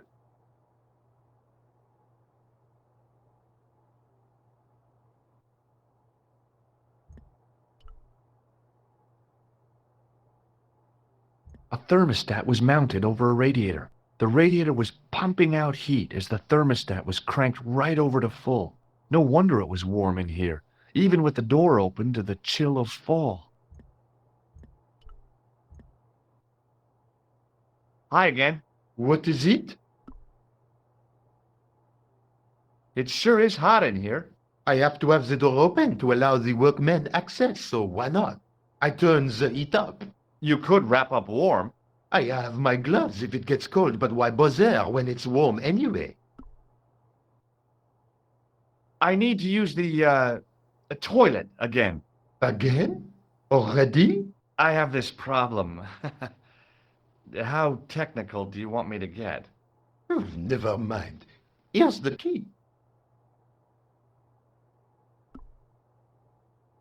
Talk to you later. Au revoir, monsieur.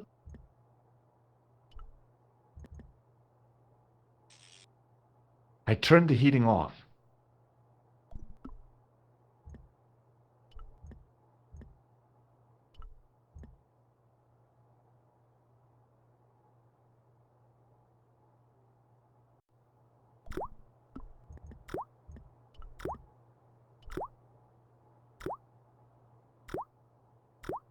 Quickly and without fuss, I swapped the fake key for the real thing.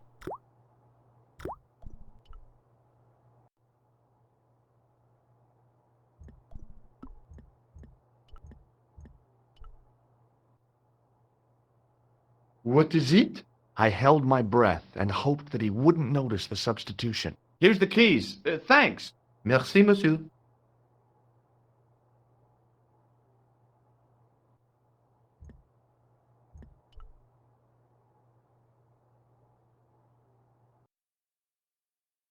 Hi, Nico. It's me again. I'd guessed. What do you want this time? What did you say to the painter? I shan't repeat it, Josh. Look, I need to get the guard out of the way. Could you call back and ask him to get the painter again? Okay, I'll call back soon.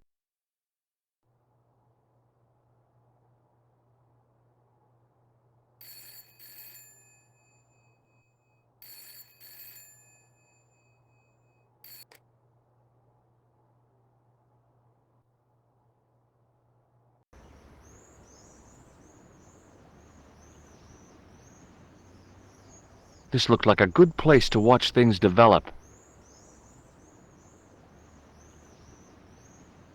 Hey, you! It's the phone. Yeah? Who is it? How should I know? What am I, your social secretary? It's not a chick, is it? Yes, it's a woman. Are you going to answer it? Does she have a warm, sensual voice like molten chocolate? Yes, she has a really sexy voice. Now get a move on. I'm not talking to her. I can see that. You're wasting time talking to me. No, you don't understand. I refuse to talk to her. You refuse. You refuse. I'm wasting valuable time. Don't make me laugh. Your time valuable? You just stand around all day. I have a highly responsible job. Ha! Don't me, you elephantine oaf. My job is important. Impossible. They would have hired somebody competent in that case. Meaning what? Instead of which they hired a dismal rent-a-cop like you. All epaulettes and no brains. Why, you... This looked set to carry on for some time. It was too good an opportunity to miss.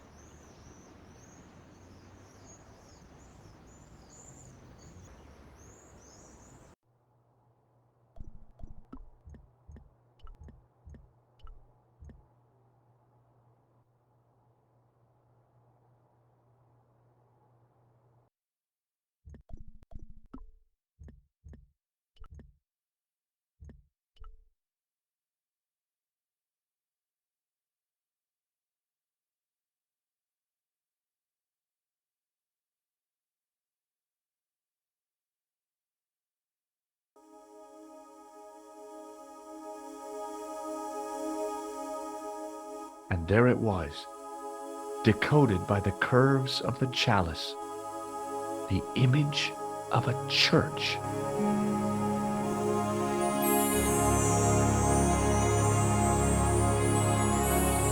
I found out what the chalice was for. You've solved the puzzle? Yeah, there was a distorted picture at the Baphomet Site. When I viewed it in the polished surface of the chalice, it changed. What did it show? A picture of a church with a square tower. I guess I'd better return the chalice to the Countess. Hurry back, George.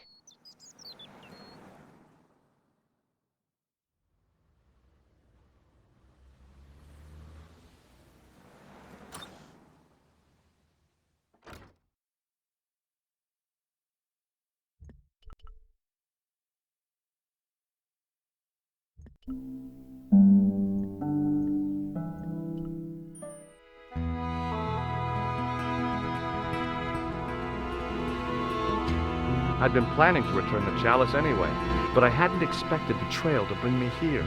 The Villa de Vasconcellos was as picturesque as ever. The weather was still clear, and Lopez was still watering the damn lawn. I was beginning to suspect that he was surgically attached to that hose.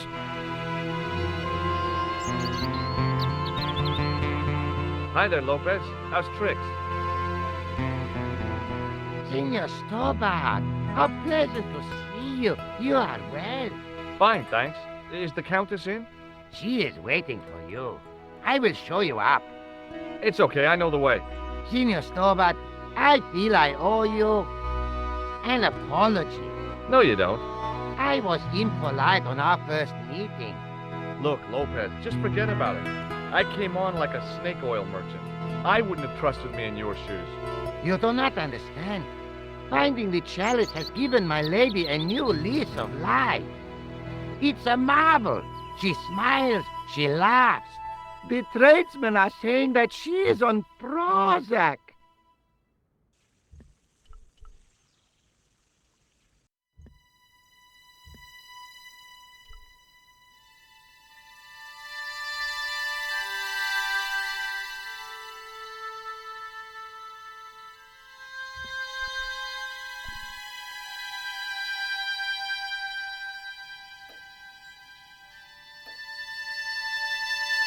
Senor Stobart. Oh, what a pleasure. Please, sit down. Hi, Countess. The pleasure's all mine. I've brought back your chalice.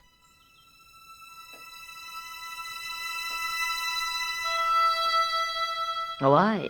You've had it cleaned.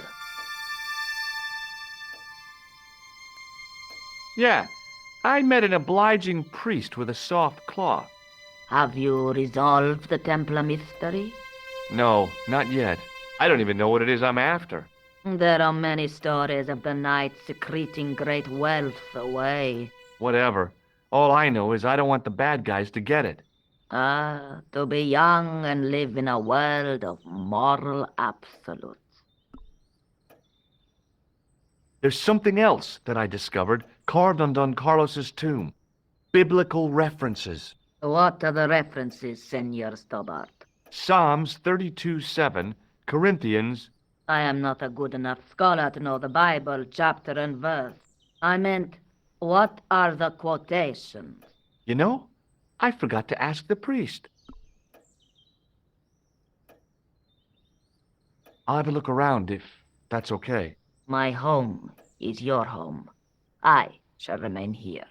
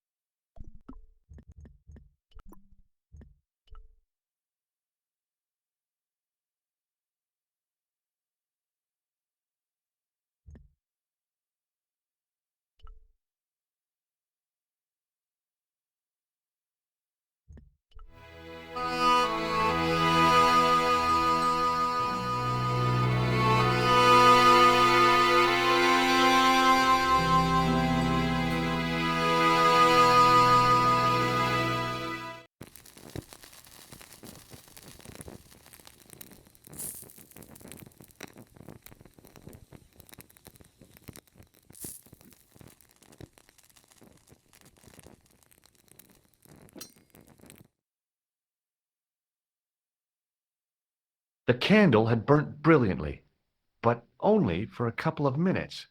Some kind of special formulation, I guess. And had yielded up this. A complex shape expertly cut in stone. I figured it was some kind of key.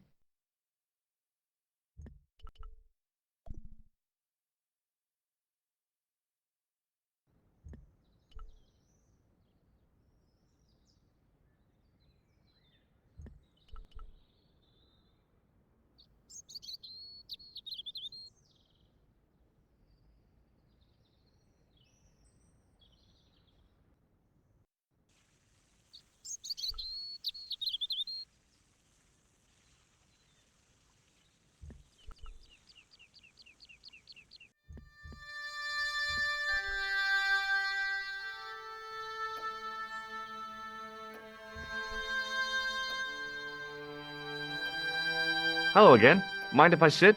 Please, be my guest. Here's the Bible from the mausoleum.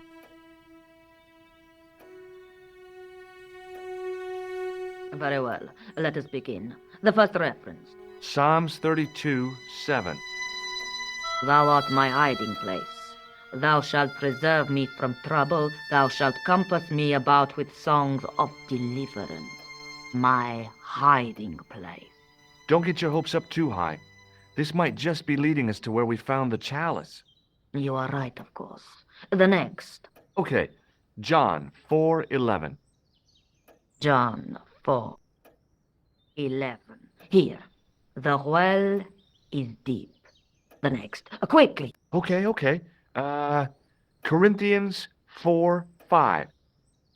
Here it is. Will bring to light the hidden things. Any more? Just one. Psalms again. 22:21.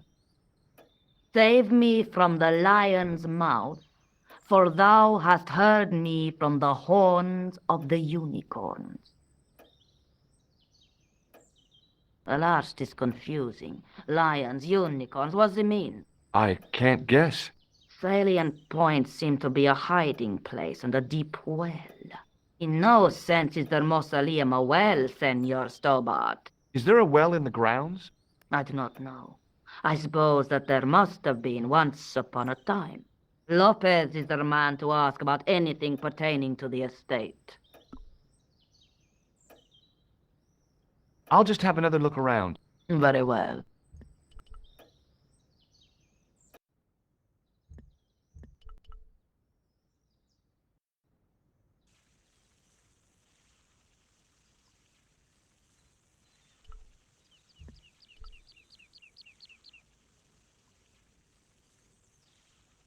Hi, Lopez.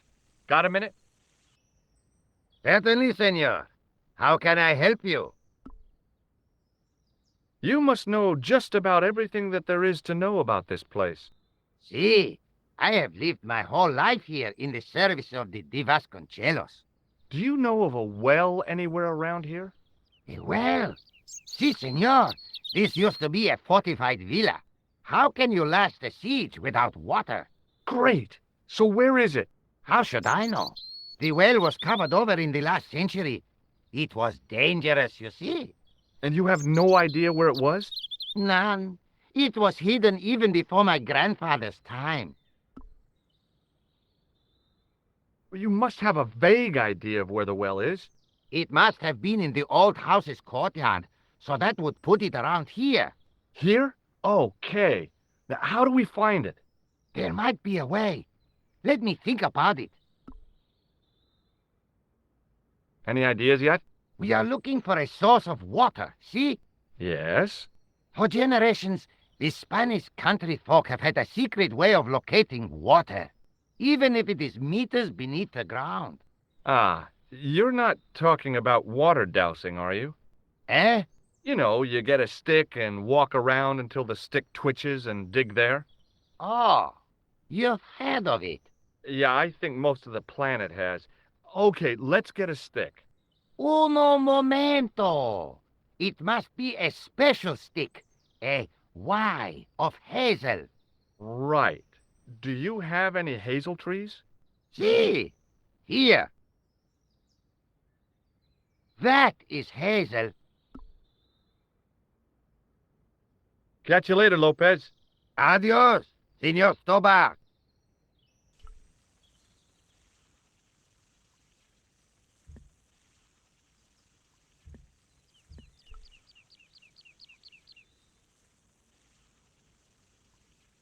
I went over to find a suitable stick. Aha!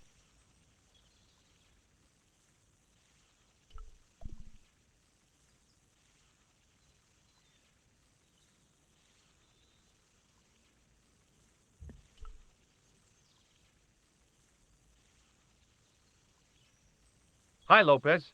Got a minute? Certainly, senor. How can I help you? Well, I got my divining rod. Now what? Simplicity itself, senor. Hold the wand at the upper ends of the Y. Apply a little tension with your wrists so that the slightest movement of the wand's tip is clear, and walk slowly and steadily over the area. Sounds easy enough.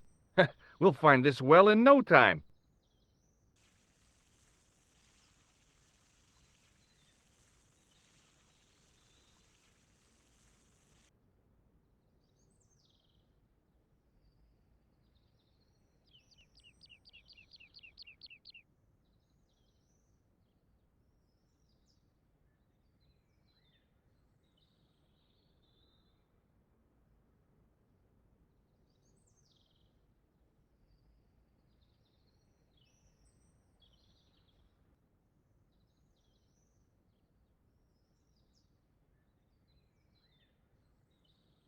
Signor Stobart, you've found something.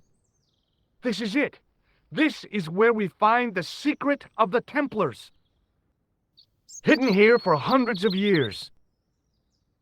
Lost from the sight of man until now. The mystery is revealed. It's a tin can. I've been walking up and down with a twig in my hands, looking for a tin can. It had water in it. That's what the dowsing stick must have detected. I'd have to check with an archaeologist, but I don't think the Templars left that. In truth, Signor Stobart, the loan was laid many, many years ago. This can could date back to the Napoleonic Wars. Get rid of it and I'll try it again. Lopez threw the can away. It seemed to fall an awfully long way.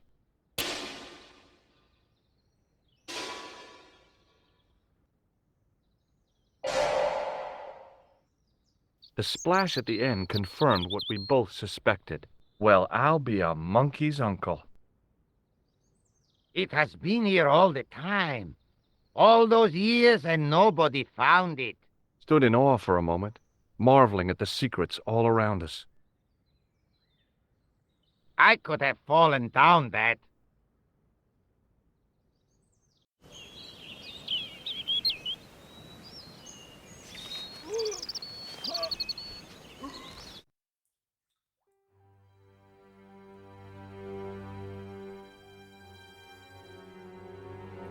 The well had been lost for decades at least. The air was cool after the noon sun, but that's not what gave me goosebumps. I have a really, really bad feeling about this.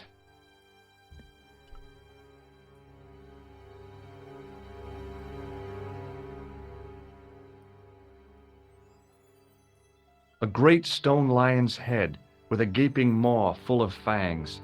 As far as I knew, nobody had cast eyes upon it for centuries as it stood, waiting in the cool shadows. The words of the psalm kept running through my head, "Save me from the lion's mouth." From a distance, the lion's head had been impressive. Close up, it was frightening. Hey, one of the fangs is a separate piece. I could hear the sound of a lot of stone moving, and I knew I was in danger.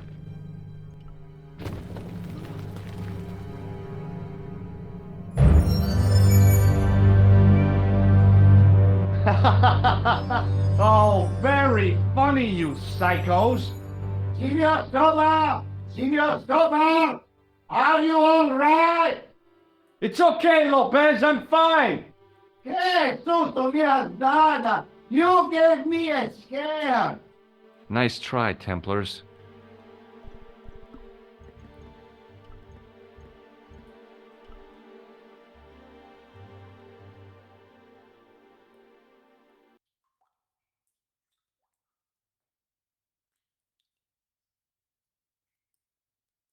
There, in the middle of the door, I could see some kind of socket.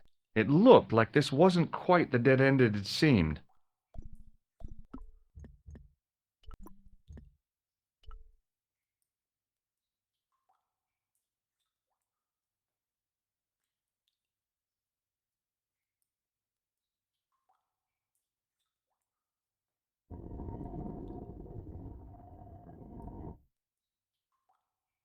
Open sesame! Another secret door.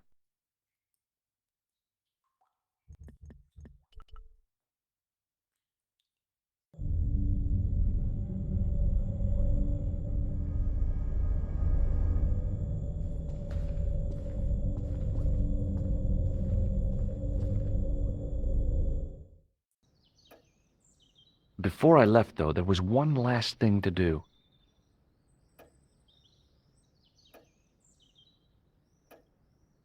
You won't be needing that replacement piece anymore, Countess. I found it with the children. You'll probably want to be alone for a while. I'll be out in the garden with Lopez.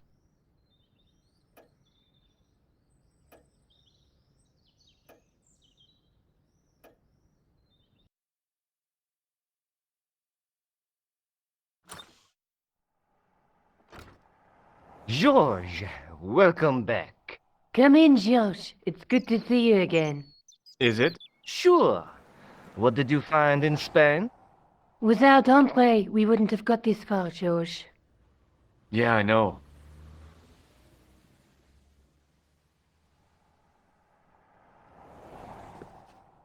The clues led to an underground chamber at the bottom of a well. The Templars had left a tapestry showing a chessboard. The white pieces were vastly outnumbered. There was a stream running across the board, and a Templar knight on a horse. Does it mean anything to you, Andre? No, nothing. Maybe we should tell Andre what else you found, George. There's a map and a Latin inscription to the west at the edge of the world. George found that in a cave in Syria. Yeah, where the assassin almost killed me. Then we've got the burning of Jacques de Molay and the date, 1314. From the window of the church in Montfaucon Square, one of the few places where nobody tried to kill me. Then we have the image of a church that George found at the excavation. I don't recall anyone trying to kill you there either, George. And finally we have the tapestry in Spain. Did I mention I almost got killed there? Not yet, but I'm sure you're about to. It was only my cat-like reflexes that saved me from certain death. Cat-like reflexes, eh? And while I was risking life and limb, where were you, Andre? Getting your glasses fogged up over an Etruscan vase? That's enough, boys. Can we get back to saving the world? Of course. My apologies. He started it. Well, the Latin phrase are the words of Julius Caesar. He was describing the island of Britain. Are you sure? The map didn't look much like Britain. How come Caesar described Britain as being at the edge of the world? To the Romans, the Mediterranean was the center of the universe. Britain was a remote, unfriendly place, inhabited by blue-painted savages. It hasn't changed much. They've stopped painting themselves blue. Except when they go to a football match. They used an extract from a plant called woad, Icetis tinctoria. The Scots were using it until fairly recently in the wars with the English. Fairly recently? I don't recall the Scots being at war with the English. How recently are you talking about?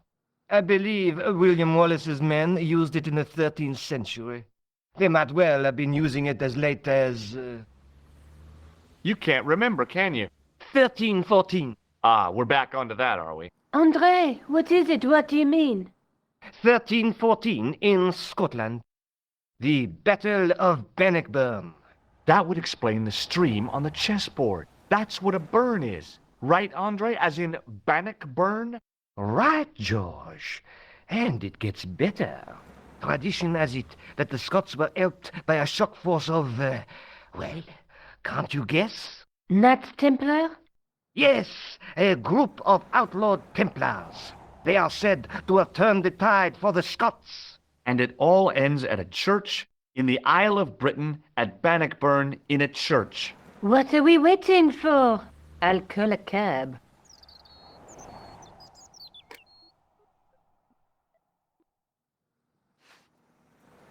I can't go.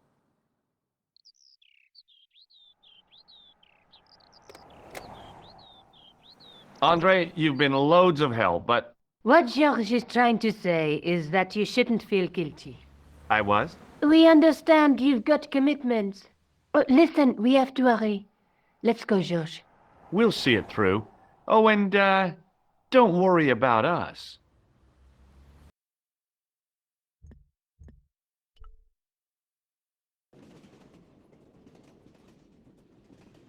Oh, it must be dawn. Oh, I guess so. And we must be nearly there. Somewhere, out there in the dark, is Scotland. We've come a long way together to get here. Yeah. Let's hope it was worth it.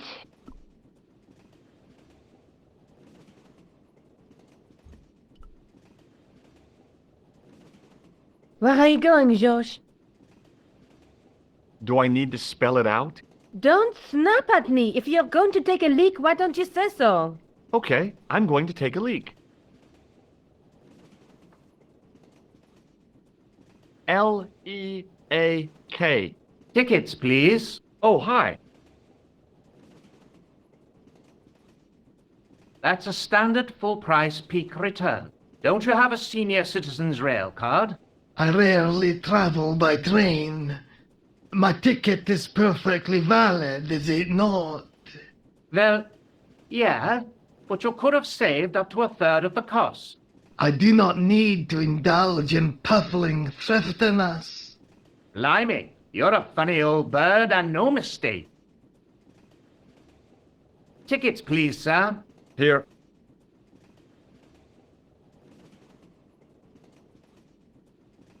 Off to Stirling, eh? Yes, we are. Well, I hope you won't be disappointed. It's a miserable place this time of year.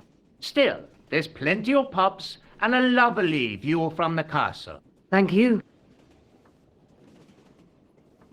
I don't want to worry you, but there was something familiar about that guy. Are you sure? You're tired. Perhaps you're mistaken. Maybe. But I didn't like the look in his eyes when he spoke to you.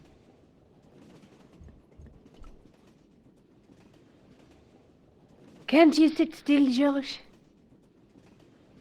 I need to go to the John. While you're there, check out the buffet car, George. Unthinkable though it is, I am hungry enough to eat English food. Okay.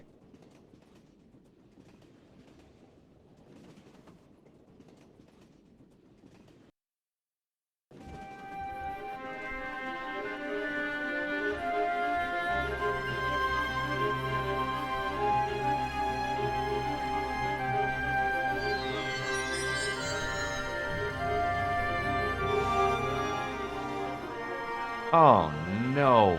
That gangster creep from the hotel, Guido. Well, he didn't scare me. Hey, Buster. This is a no-smoking car. Okay, maybe he did scare me. It got worse.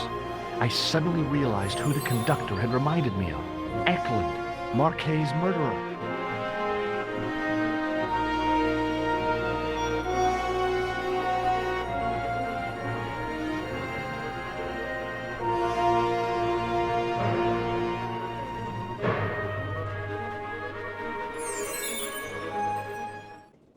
I should have known better than to leave Nico and the old lady alone. Suddenly, the sword of Baphomet took second place to finding the girl I loved.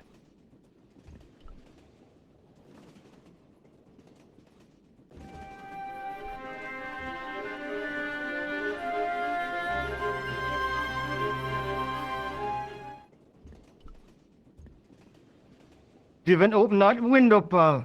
Why not? It's freezing out there. Hi. Having a party?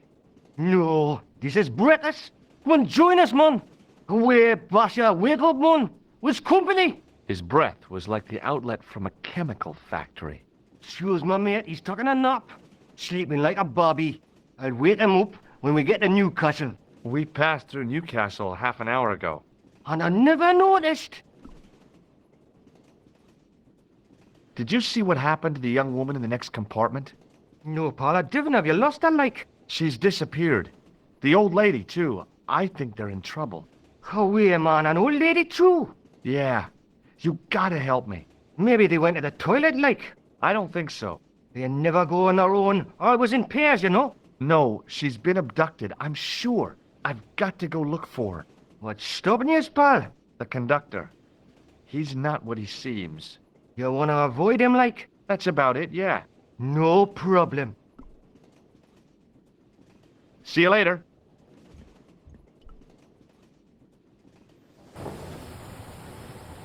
Give it to it, pal. Don't jump. I don't intend to jump. I'm going to climb on top of the train. You're kidding, aren't you? Just watch me.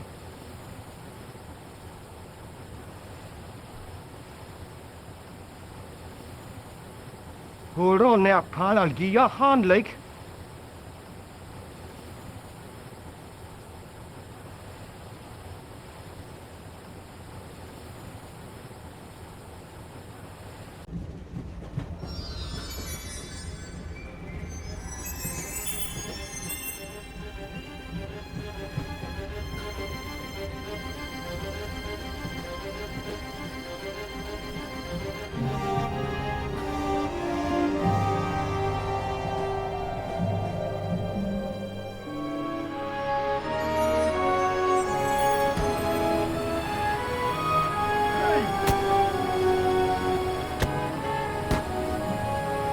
always wanted to stop a train, and now was my chance.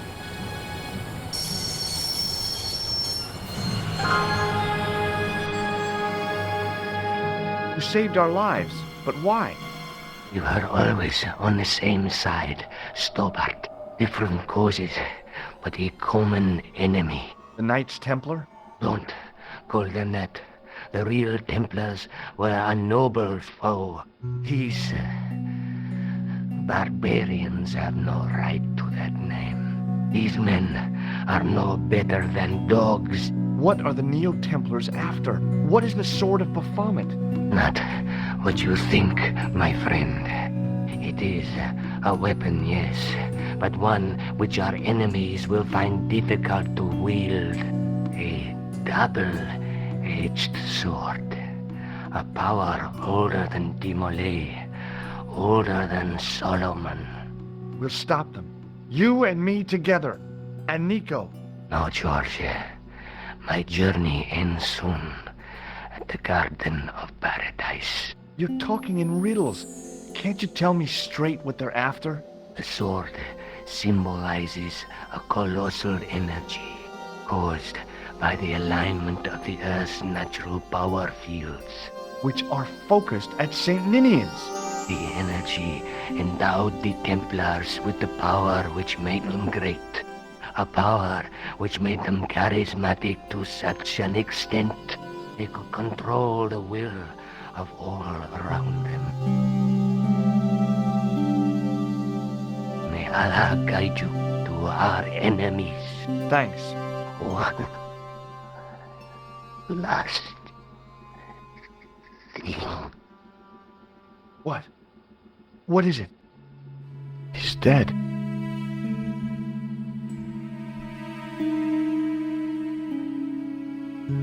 Where do you think you're going? Don't worry, I hadn't forgotten about you. Untie me this instant, Jean Stobart. I will, when I'm ready.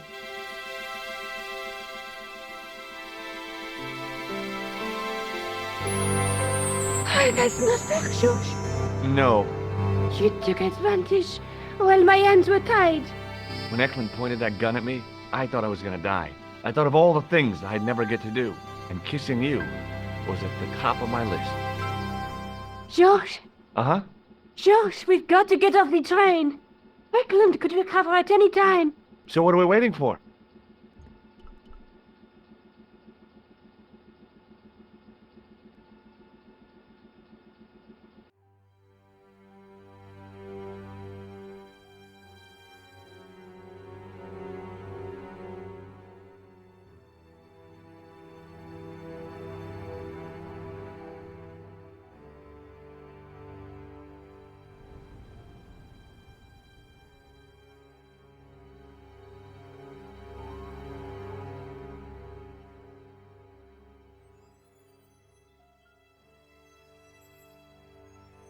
I'd feel happier if we had a gun or something. Khan gave me something. What? His handbag. Oh, great. If we run into any killers, we can give them a good buffeting. Didn't he have any weapons? You don't know half of it. This bag's full of C4. Wow. Why didn't you say so? Boy, we'll show them now. What's C4? Plastic, Josh. We're going to shop our way to victory? 2 kilos of plastic explosive. The detonator's broken now. No problem. We'll buy a box of matches somewhere. It doesn't work that way. It takes a small explosion to start the big explosion. Well, that's not much use then. What does that sign say? Apparently, during the English Civil War in the mid-17th century, this place was used as an arms dump. Yeah? What happened? Look at the state of this place, George. You work it out. Oh, stray spark? You got it. The tower was the only thing to survive the blast. I hope the explosion didn't destroy the Sword of Baphomet. Do you? I rather hope it did.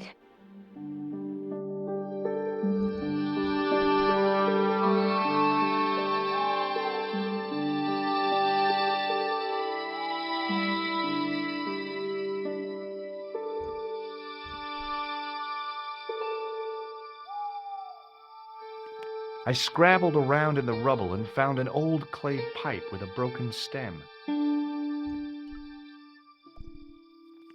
Under one of the stones, I found a metal coin which was green with age.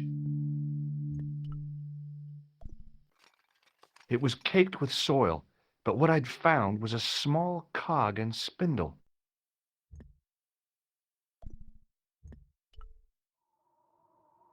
The handle turned easily, and the larger wheel began to revolve.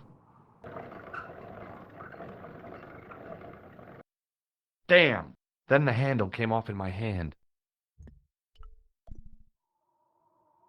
Now that the handle was gone, it was easy to remove the cog and spindle.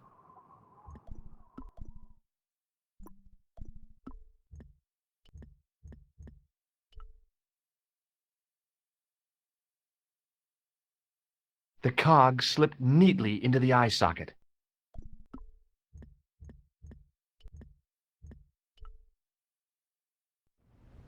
With a rasp of metal on stone, I eased the second eye into place.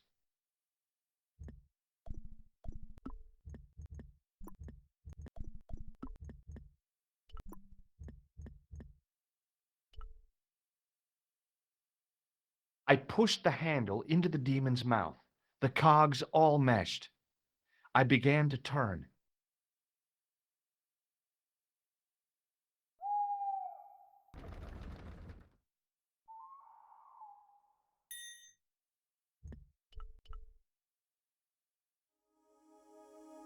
As soon as I saw the flickering torches, I realized the bogus Templars had beaten us to the sword. But where were they now? And why was it so quiet?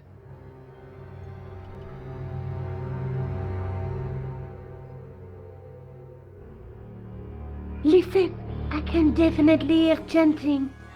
You're right. I hear it too. What do you suppose they're doing? It wouldn't surprise me if they were holding some kind of satanic sex ritual. So, what are we waiting for?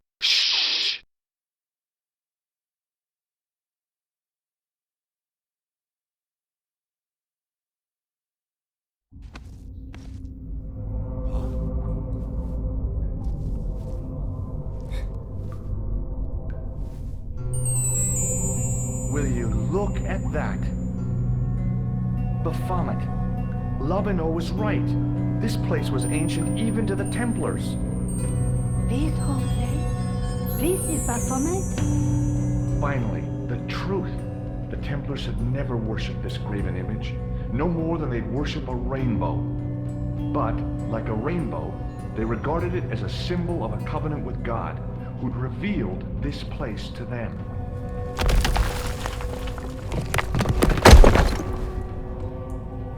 Rosso! Why, the double-dealing treacherous? On the contrary, Inspector Rosso has been the model of obedience, an important quality in a true Templar. Now be quiet and watch if you wish to live much longer.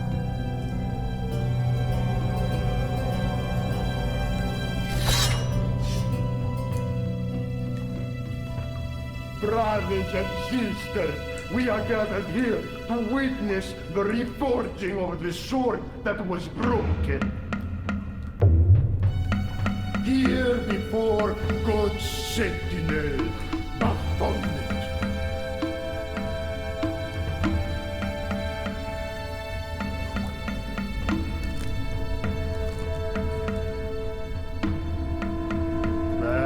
Master and Knight of Baphomet, we salute and pledge our obedience to you.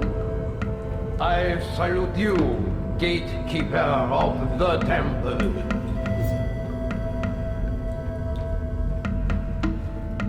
Seven centuries ago, our greatest weapon, the sword of Baphomet, was lost to us. Now we prepare to reforge it, to wield against new enemies. As the tired millennium dies, and this world looks for new leaders, we shall not fail. We shall lead the people to a new order, wherein all borders will dissolve. All will be united under the red cross of the Templars.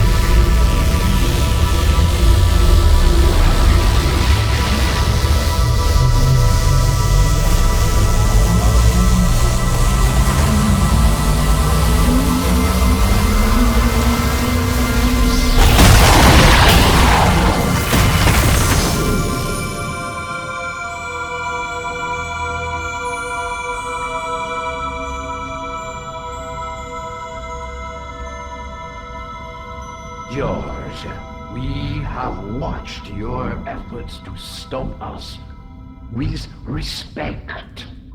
But surely you realize that you have been misled by our enemies. Both of us want a better world. Fortunately, no harm has been done. We need determined, resourceful men like you. Join us, George. Join us in true brotherhood. Yeah. True. Wait. Brothers? What about Marquet? What about Pegram and Klausner? You didn't look on them as brothers, only as failures. 3 men dead, and you don't give a damn! George, you know that sacrifices are necessary. Every great undertaking. Join you? I'll see you in hell first. Oh, George, I had great hopes for you. C'est la guerre est going to kill him.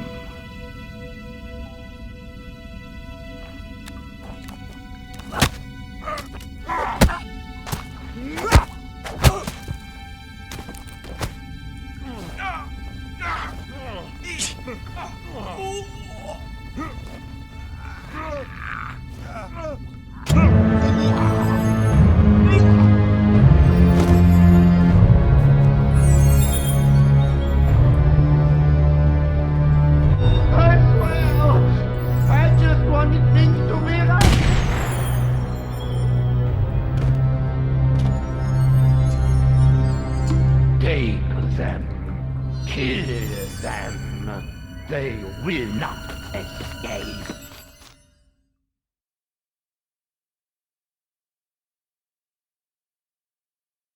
Well, well. If it isn't the great detective and his beautiful assistant, it's going to be a pleasure killing the pair of you. George, what are we going to do?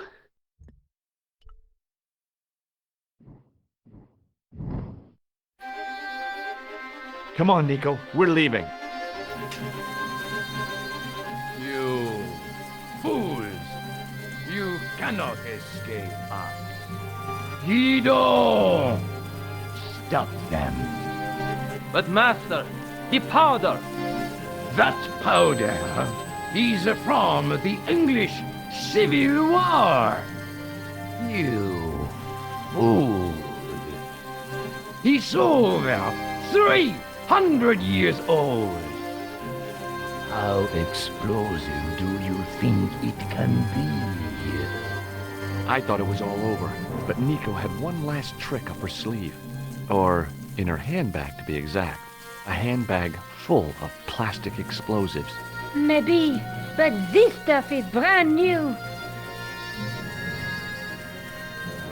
Oh, dear.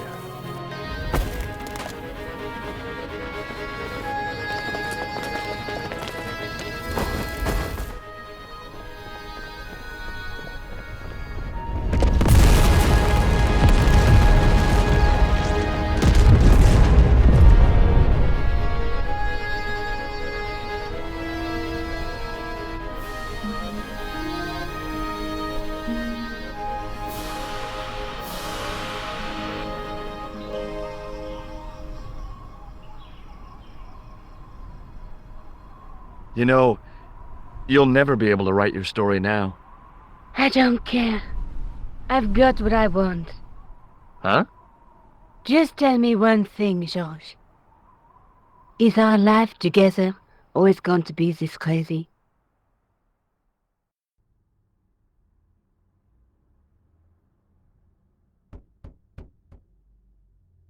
Hello again. What now? Do you know anything about medieval manuscripts? No more than you, I'll bet. Does this gem mean anything to you? Aha! Is it real? It must be worth a small fortune. You stole it, I suppose. I'm not a crook.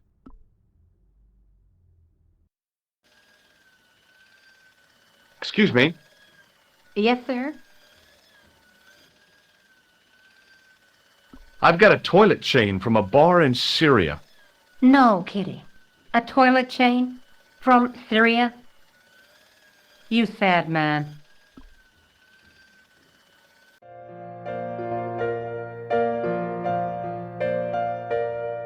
What now, monsieur? Check out my ID card.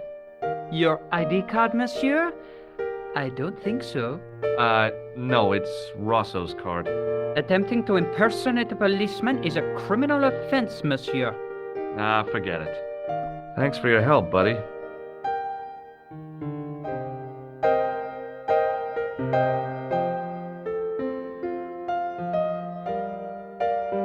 Hi, ma'am.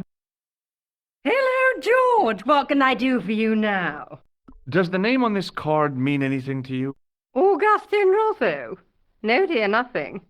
It conjures up the image of a Gaulois-smoking, absinthe-drinking French policeman. I'm sure the real Inspector Rosso is nowhere near so romantic. I think you'd be surprised.